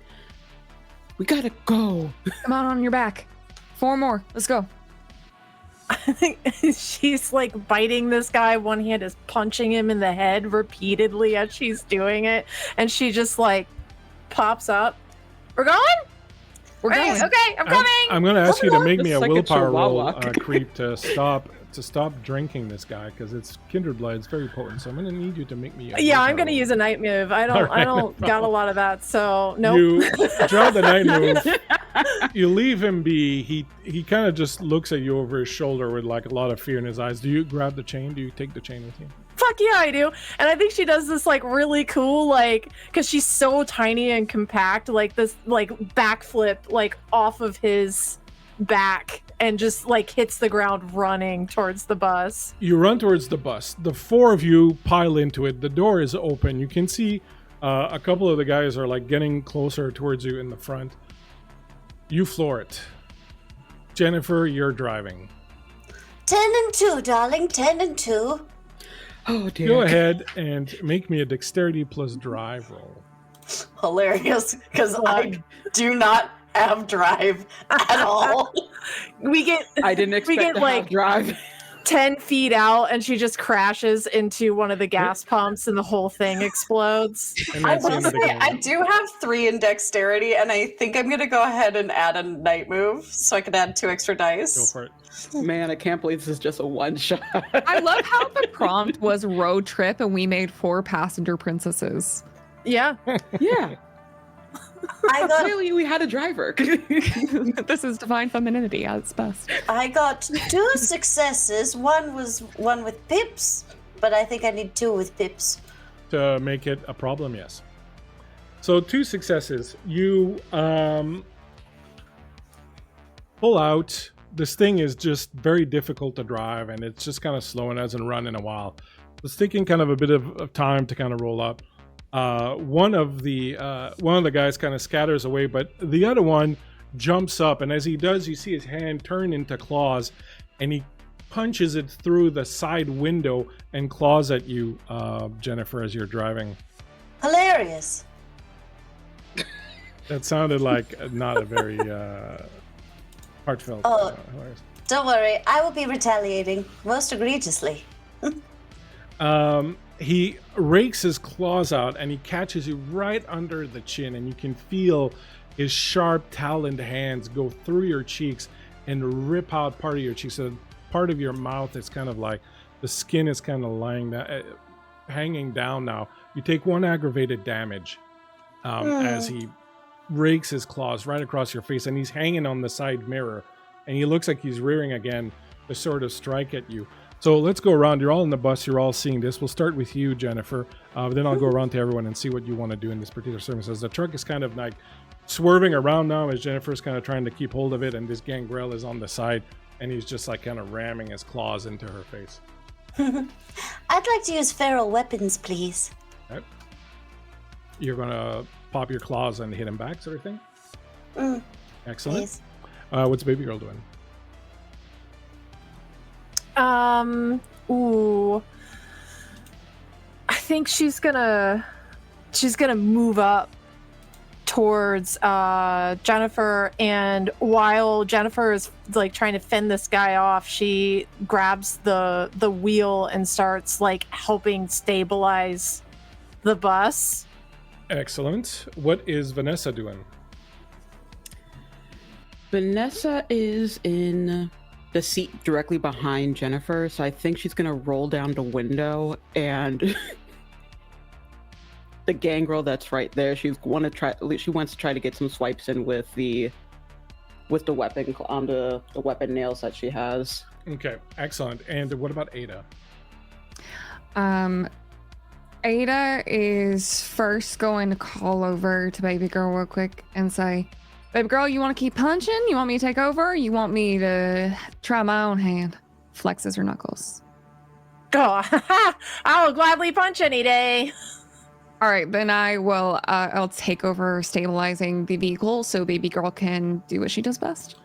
And as you reach out and grab the hand, you see the snake, which had been wrapped around you, slides down your arm in this very kind of sensuous manner across your skin and wraps itself around and helps you stabilize the steering wheel of the vehicle. So what we're going to do, I'm not going to have everyone roll. I'm going to give, since you're all kind of basically helping, I'm going to give 4 extra dice to Jennifer for her attack on this guy. Sorry, I know you just turned off your camera. Are you okay? Yes, I had to sneeze. Oh, okay. So you're going to get 4 extra dice for help from the other 2, just so we can do 1 roll instead of 3. Okay, and then I will be rolling. Brawl plus strength. I love that.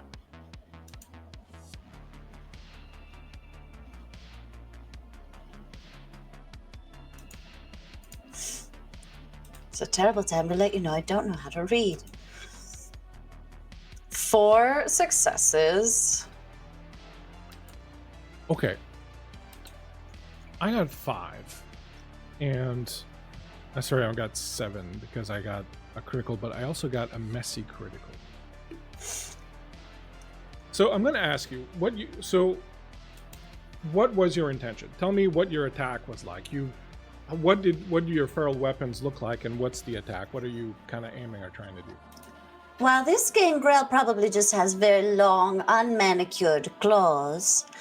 Jennifer's hands, the bones themselves extend out and are these massive knuckles, and they end in these gnarled, vicious, serrated points, and she extends them all and goes directly as if she were picking up a bowling ball and shoving them into his eyes and mouth. So as you reach out to do that, because he had so many more successes than you reach out to do that, and he raises up his hand, and his hand goes through your arm, and it splits it in half down the arm. You're going to take another aggravated damage. However, because his was a messy critical, in doing this, he let go of the side mirror that he was holding onto.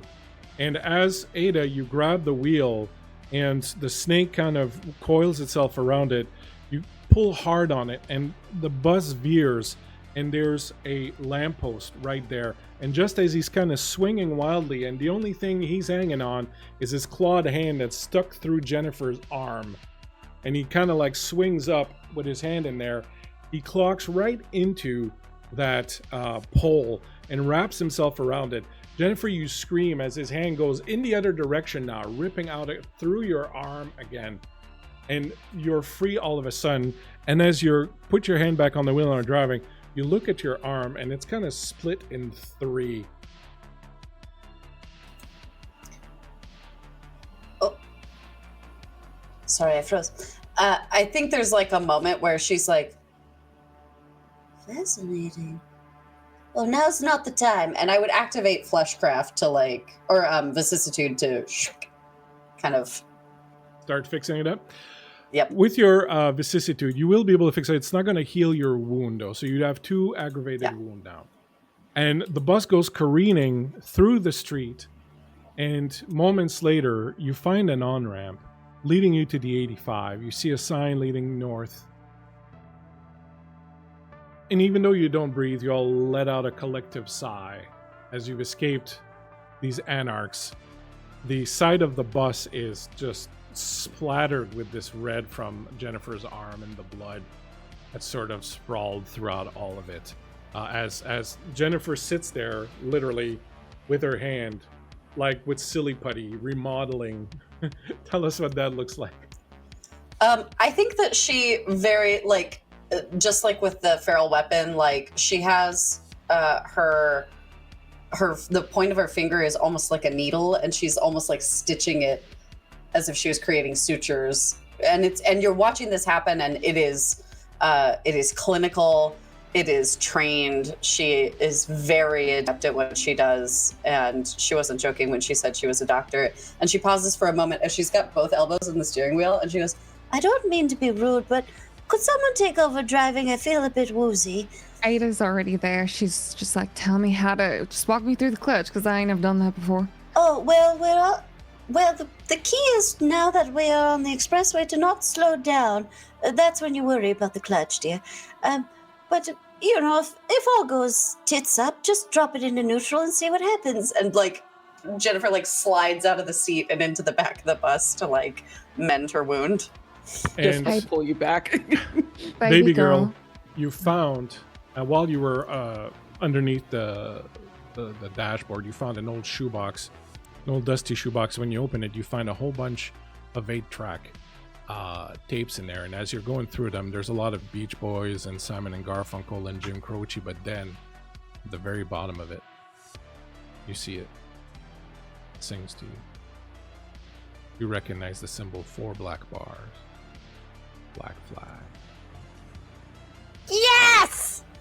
Fuck yeah! And she does like a jump kick in the middle of the van aisle. And just shoves it in and presses play, and she's just like hanging off of a chair doing like one of these. And so you drive on. You only have a couple of hours maybe of gas, but it's enough to get you out of Newark and on the road heading further north. Before we get on this little transition period there, is there anything anyone wants to do or say? Yes. After letting baby girl have some of her fun, Ada would call back, hey baby girl, I think our new friend Jennifer could use some of that tonic. And the tonic you would know that she's referring to is one of the things she grabbed while before we left from the estate. It is one of the tonics that she uses to induce her fever dreams to commune. Beautiful. And yeah, offer that to Jennifer, see if she wants it. Might help with the healing process. I think you like interrupted her in the middle of like she has now reacquired Susie Sue, and she's like explaining to Susie Sue Black Flag's entire discography and how important it is to the world of punk. And then like skips back to Jennifer. You want some juice? I got some juicy juice. You want some juice? And she like holds the tonic out at you. What kind of juice is it? Feel better tonic. Well, very well. Hand it over then, would you? All right, actually, there you go. My hands are a bit tied up. Would you? Just a few drops, remember? Gladly. And she gives her a few drops of the tonic. It'll help you see things more clearly. What do I experience? Before we get to that, let me see if anybody else has anything else they want to do or say, and then we'll take care of your trip. Anything else for anyone? Not really. If Vanessa is curious about it, would you be interested?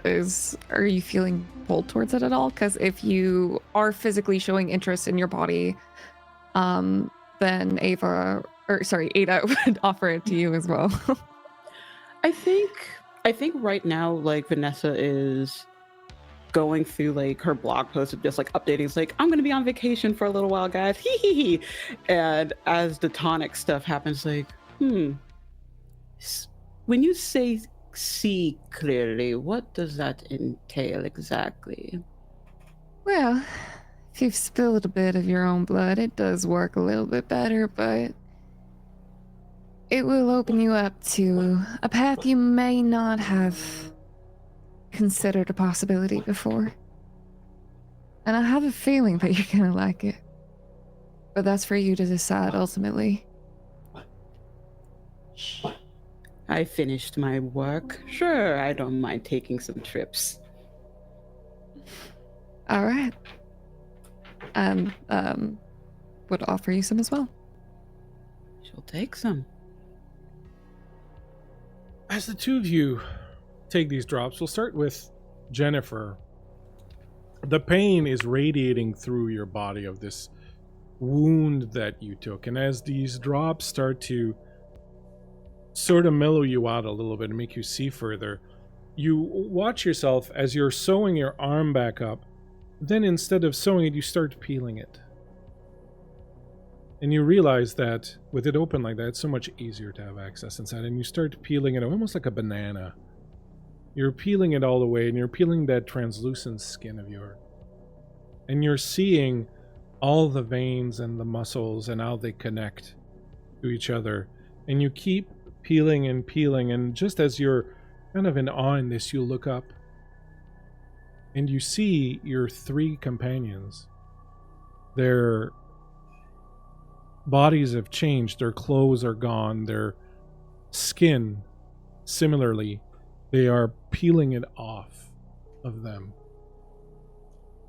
They are peeling their skin off strip by strip in utter agony, but also utter ecstasy as they do this. You can see it playing in their eyes and on their face, and all of them are removing their skin as if it was excess clothes. And you can see deep inside each of them. You can see the bloodlines that carry the blood of their clan. You can see this big beating heart that is inside of baby girl, way too big for her own chest, and you can see how it's strongly, it pushes that blood and it sort of pushes it through.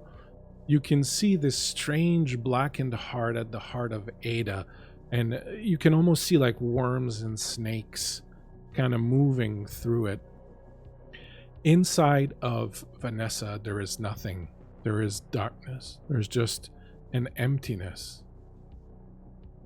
And as you look at these three completely open for you to see everything about them, I am going to give you an opportunity here to name one of them and choose one, and I will reveal to you something about them. And Scully. That is Scully Fuentes. Scully Fuentes being like, this one! I think that Jennifer is in awe. This is the most beautiful thing she's ever seen. And I think all of them fascinate her, but she's so very curious as to what is in the dark heart of Ada.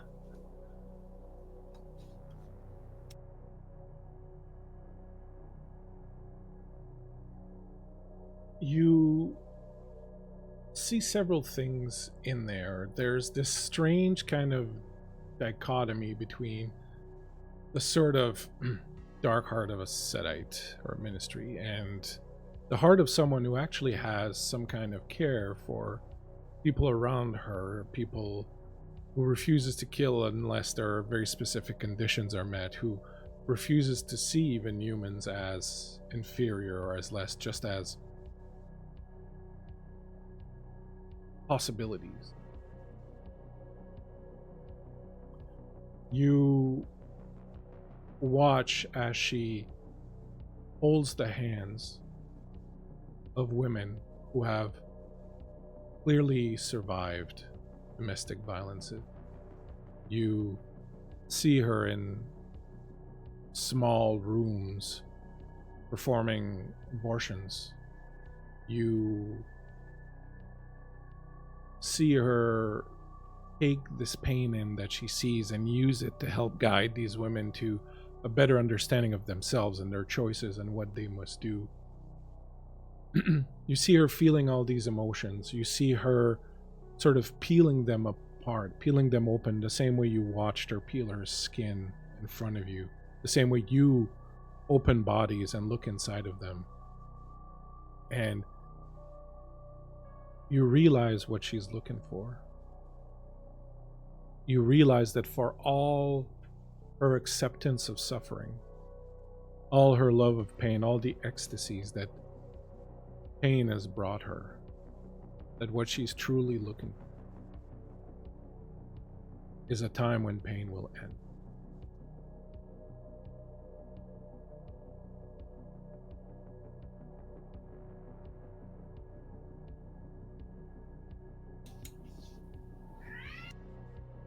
Vanessa, the drops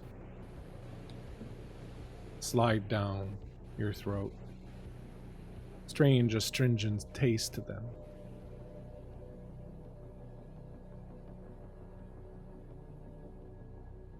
That darkness that you fear, that emptiness that comes with sleep, enshrouds you. You feel yourself falling back. You feel yourself fighting it. God damn it, they gave you sleeping drops. Jesus fucking Christ. You can't fight it.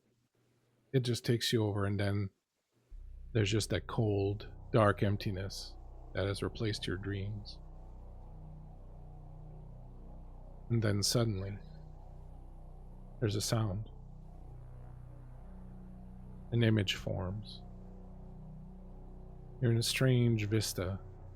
You remember it as something distant, something from your childhood, but very much, as in all dreams, twisted and strange and connected to other parts that don't make sense, other memories that are kind of connected to it and kind of jumbled up. You watch a procession far away, a funeral one. You see a group of women dressed in long black veils and black robes, carrying a black coffin on their shoulders, and you know that it's your mother without being able to see it. You hear the laughter, the light of the wake, smell the food.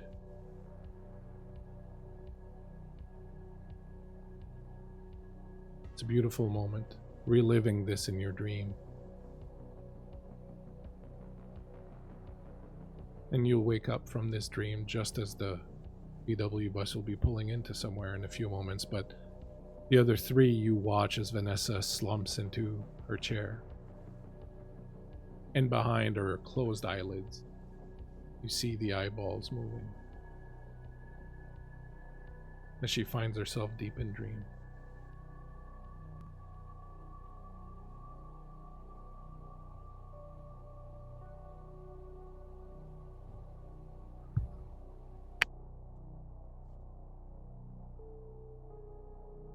You drive up along the 85.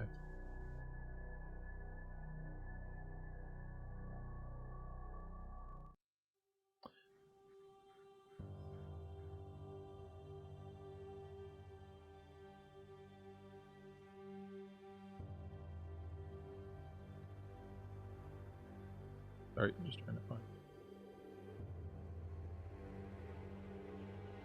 On the floor of the old church, where they had been gathering for many weeks now to hear Silas' song preach the word of Lilith, the women had stripped themselves bare of clothes and morality, and they indulged in each other, sharing suffering and pleasure in equal measure.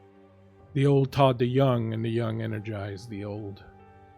They knew this was the night of emancipation promised them by Silas and by Lilith. The men of the village, fathers, husbands, brothers, who had kept them chained under the thumb of their cult would, as God, as Adam, as Cain before them, know the righteous anger of Lilith. On the dais, nearly spent, Silas was finishing his reading, one last wave of strength and encouragement for these hard-done-by women to find the strength in Lilith's will to do what must be done. The Book of the Dragon. And then came visions in the night, and scrolls bound in bone and blood. These were the words of prophecy, held fast by the Bahari and whispered in the tombs of the forgotten. Oh, they spake of the time of Gehenna, when the old blood shall stir, and the earth shall tremble with remembrance. And Lilith shall rise from the depths, her hair crowned with serpents, her eyes lit with the fires of the first dawn. She shall return to judge the children of Cain, to unmake what was made in deceit. Her name shall be a flame upon the tongue of the faithful, and her rights shall be written in pain and ecstasy. For though suffering, through it comes transformation, and through the darkness comes power. And the daughters and sons of Lilith shall not forget, nor shall they falter, for she is the mother of night, the serpent of truth, and the flame that does not die.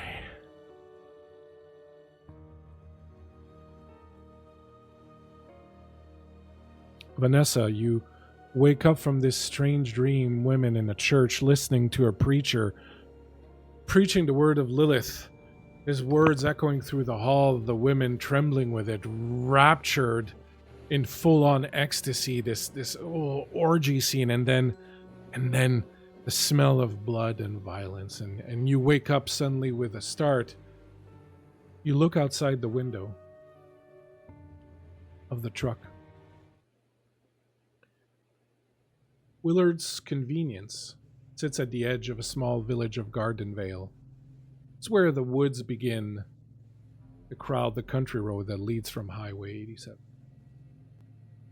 The building is squat and weathered, its tin roof rusted along the seams, the flickering fluorescent sign half burned. Illard's, it says, hissing in blue-green light. The gas pumps, long out of date, stand under a metal awning, one of them slowly leaking a dark stain onto the concrete. A single overhead lamp buzzes and casts a sickly circle of light over the cracked asphalt. Somewhere in the trees, a whippoorwill calls and goes quiet. The door to the convenience store is slightly ajar, prompted by something you can't see.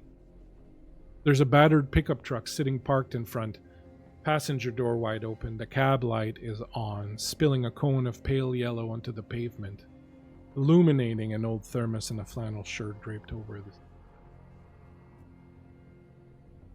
There are no other signs, just stillness, stretched too tight.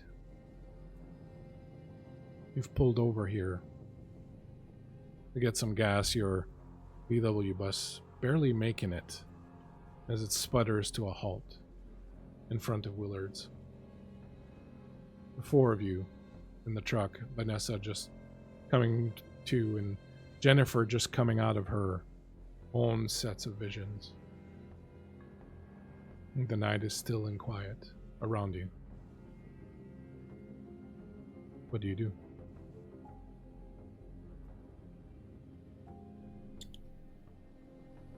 Huh. Good. You're back. Well, that was fun. That Huh? was curious. Tell me. Do either of you remember your mother?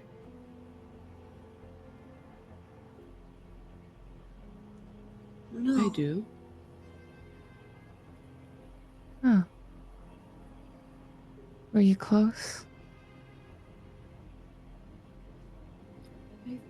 I believe we were, yes.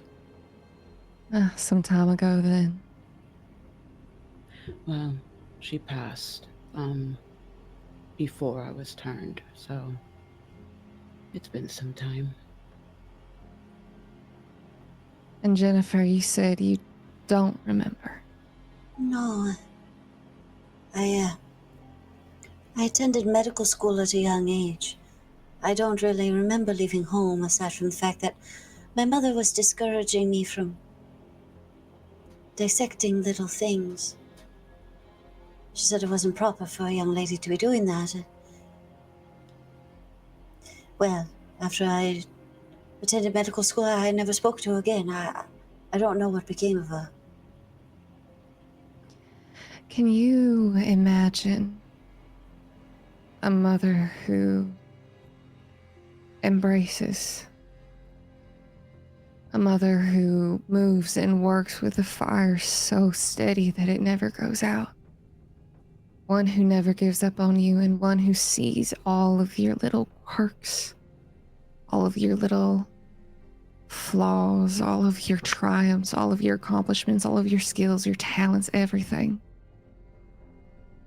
And instead of telling you to push it down, instead of telling you to hide these things that make you different, that make you special, that maybe make you different from the rest of society, instead of telling you to hide or be less, she told you to be more, and she guided you with a gentle yet firm hand on how to use those skills and how to use your flaws and work with them, on how to embrace them to become part of something bigger, to take up your space fully and to enrapture those around you. Can you imagine that?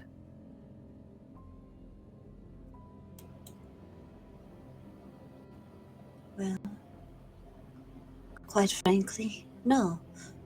But I must say the curiosity is piqued. I don't know what that might be like.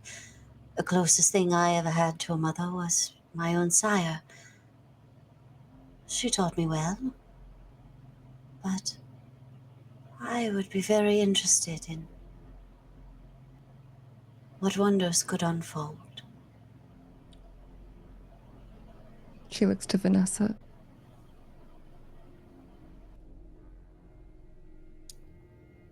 My mother was close to what you said. There was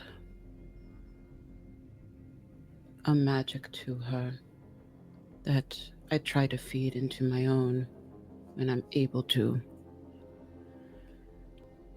A line of just women with a fire that they had to keep and hold on to for generations, despite the world trying to snuff it out. I would like to think I still have it with me, even if it's under a different dress. So I know of what you speak of, but with the way that you speak, it's almost like the honey words of a sermon from a preacher. And I'm quite curious what sermon you have for us. I don't always believe in giving a sermon. Ironic, I know. I'm far more akin to presenting what I know to be true, to presenting the facts, the research, but mixed with something more, mixed with that deep, inherent intuition that comes from inside us. That intuition that society, that people around us constantly discourage us from delving into and utilizing. They fear it. I believe in letting that out, letting it slither and entwine with what we know to be true. There's much to be shown on the path. What you make of it will ultimately be up to you. I don't feel the need to use my honey words. Not yet. Baby girl, your path so far has been... Yeah, that's it.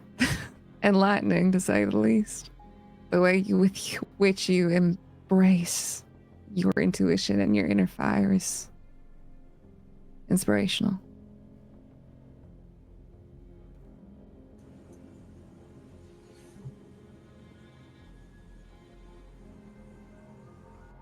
You speak of mother. You speak of the slithering and the fire. Is this of Lilith that you speak of? And what do you know of Lilith? Well, I suppose the bare basics of things. She was the mother of monsters. The first wife of Adam, cast away. I know that many of our kind preach that Cain was our father, but I would not be surprised, like many things in life, that life and craft and beauty was made by a woman and then bastardized and colonized by a man. I kind of like her. I was hoping you would with how you talked to that anarch before you devoured him. I have the full belief that there is a femininity in life and death that is unmatched. Some scholars will say life is feminine and death is masculine. I believe that the carriers can be masculine of sorts, but the mastermind, the true holder of it, is feminine. Life beginning with one and ending with the same, in a perfect circle of things. And it is that. Not perhaps a perfect circle, but intertwined, interlaced, far more complex. Especially that these humans can understand the mortals. It is not so simple. But those who seek to control and push down, those who hide away or shy away or repress their femininity and the femininity of others, it is an inherent denial of all nature.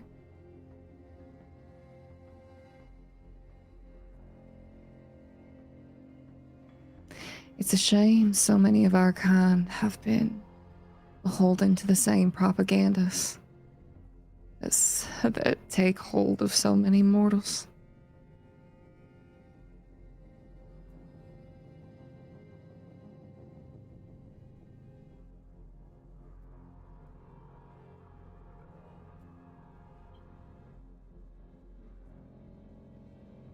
The four of you let the silence settle in. Still, no one has come out of the service station. The truck's still just sitting there with its door open. The front door is banging away in the wind a little bit, something keeping it open.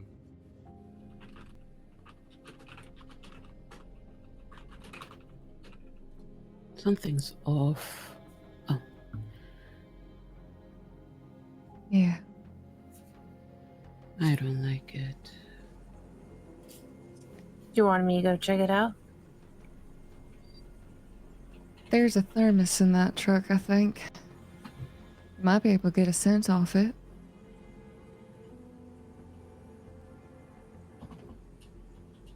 Before we do, what do you think about gassing this truck up so we don't have to make in case we have to make a quick exit again?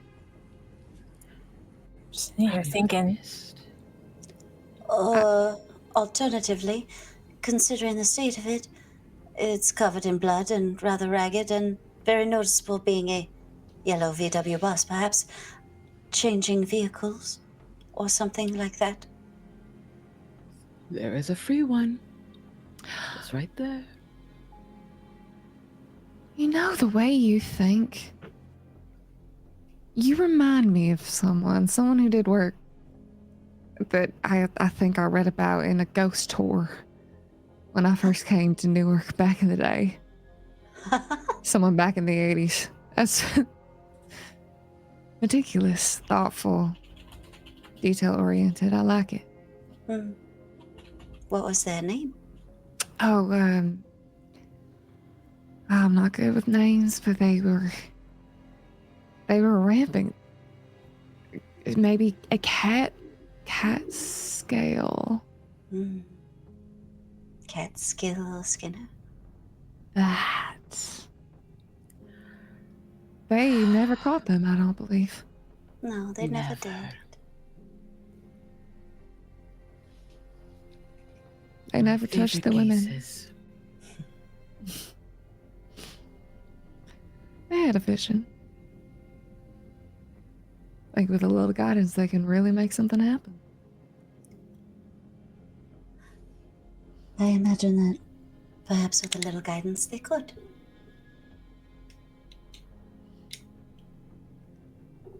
I look at baby girl. What does baby girl do? I was just going to ask. Like, I'm kind of curious. What's just burning? like- What's burning? So gas, and then we dismantle the patriarchy, right? Or we take this new car. Maybe we still want to get gas though, because since we got a gas can, it just seems like a really good idea to have some gas with us. You know, you never know. Just extra gas is fine. I think that's a good idea. All right. What do you do? Did you say the pumps are old? Yeah, but they're still functioning. They're just like old models. Okay. Like you can't put your credit card in them. Like you just kind of pull the thing and then turn the little handle down. Here's the thing. I'm going to throw a wrench in your works. New Jersey does not let you pump your own gas. You're in New York now. Okay, never mind. I missed that part. That's when my sound cut out. What's the other? What's the situation with the other vehicle? Vale, New York. I think Say it's that just. What's the situation with the other vehicle? It's just parked there. Like. Yeah. Is it turned not, off? No, it's not running. It's not running. It's just a passenger side door is open. Okay. I'll go inspect the car. See the situation. If you hear screaming, it's probably not me. And she like jumps off the bus and starts skipping towards the car. I'll go with her. That's There's a good something idea. not right. All right, so the two of you are going to the truck. What are the other two doing? Ada, perhaps it's not the time, considering we're on the lam and on the run. But I'd like to talk to you further about these. You see, once you gave me that tincture, I seem to have caught a glimpse of the dark underbelly of your heart, and where your care for women truly lies. In my heyday, before I transitioned into what I am now, I was the head of an institution, a sanatorium, where men would very frequently send their wives claiming hysteria. That word. Yes. You see, I refused to treat them because it never was a condition. It was simply what men thought of women and ill behavior. My whole intention was to make sure that those women got to safety. And what I did with the men, well, that became hobby, then passion, then life's pursuit, and now afterlife's pursuit. The vengeance that persists. Indeed. Yeah, I've heard stories of old sanitariums and such. Very, very much so. The one up in the Catskills, Blackwater. Oh. The body shoots are sometimes a horrible use, but sometimes very convenient. And it sounds like for what you were doing, they came quite in handy. Indeed. All of that to say, we'll put a pin in it for now, but I very much would like to have this discussion with you when we are in safe circumstances. I would very much like that. Good. Good. Off we go. So what do the two of you do? I believe Jennifer would probably be getting gas for the vehicle, just for safety. And Ada?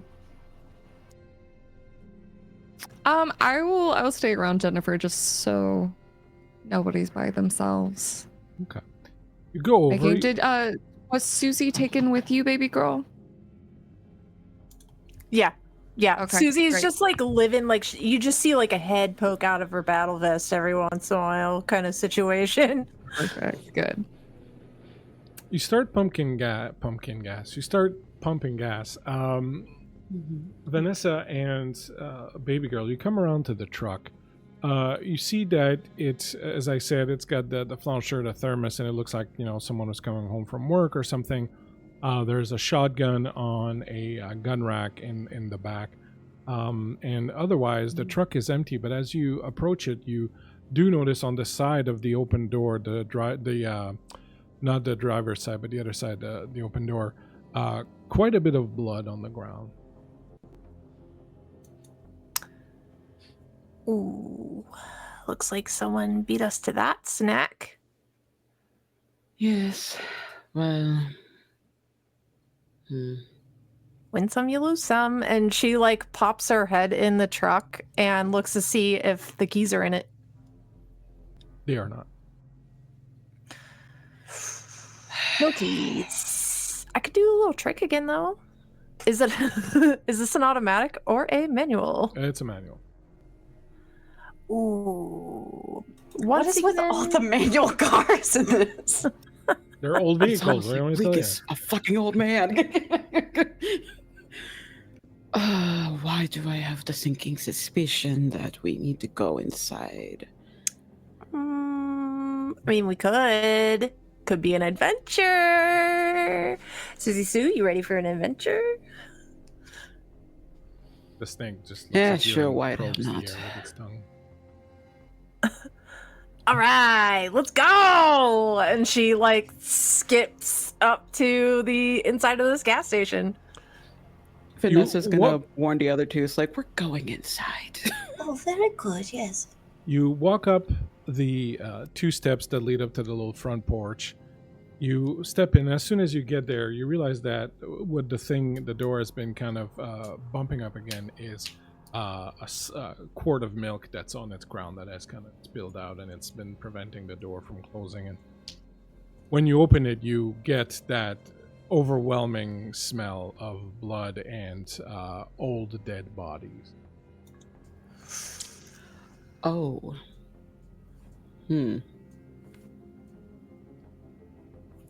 I wonder if they have corn nuts. And she like dips off into an aisle.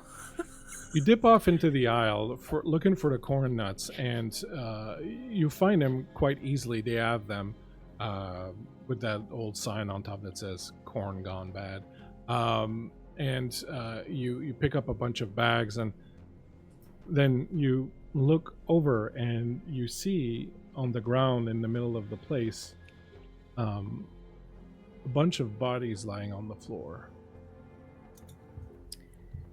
Oh, found the problem. And she's like backpedaling. She's got just like a bunch of random snacks that she's been collecting off shelves, plus corn nuts. And she's like backing up to the fridges, kind of doing one of these over the aisle for Vanessa, but like also reaching behind her and grabbing a 6 or a beer while she's in there. Vanessa, I do have the merit where I can eat food, and she thoroughly enjoys doing this. I love it. Iconic. Oh dear. Okay. She pokes her head out and like waves down Jennifer and Ada. Problem, maybe, possibly, Oh, Yes. very good. The two of you don't notice Vanessa because there's something else happening early. So you reach out and you wave to them, and the two of them seem to be looking off into the distance.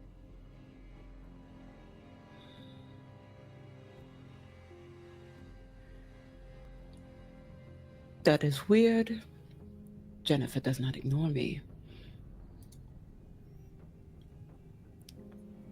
I'm not going to scream into the mic, but I am going to like scream a little, like yell a little bit to see if maybe I was just too quiet. And as you scream, baby girl, you're walking around with your six-pack, and you come around and you see that on the ground are what look like 3 men that have been killed.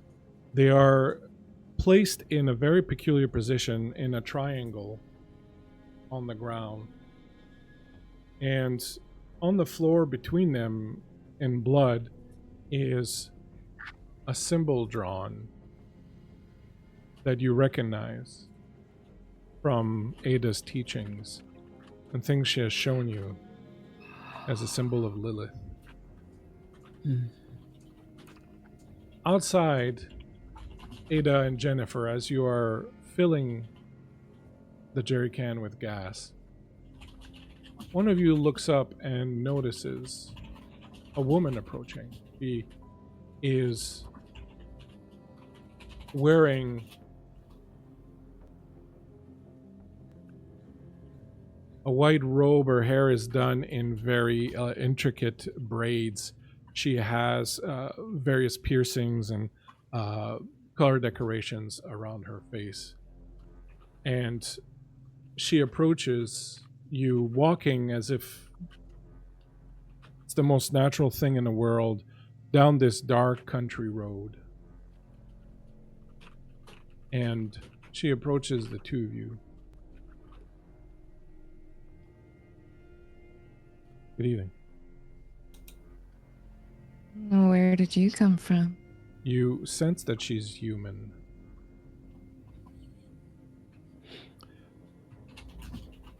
From Mother Cabrini's refuge. You are probably going to want to talk to my husband, Silas.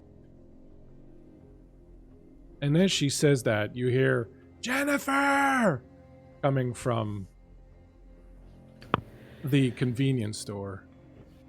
Oh, And that, my friends, is where we are going to end tonight's session of Lilins. Oh, that's not creepy at all, Bleak.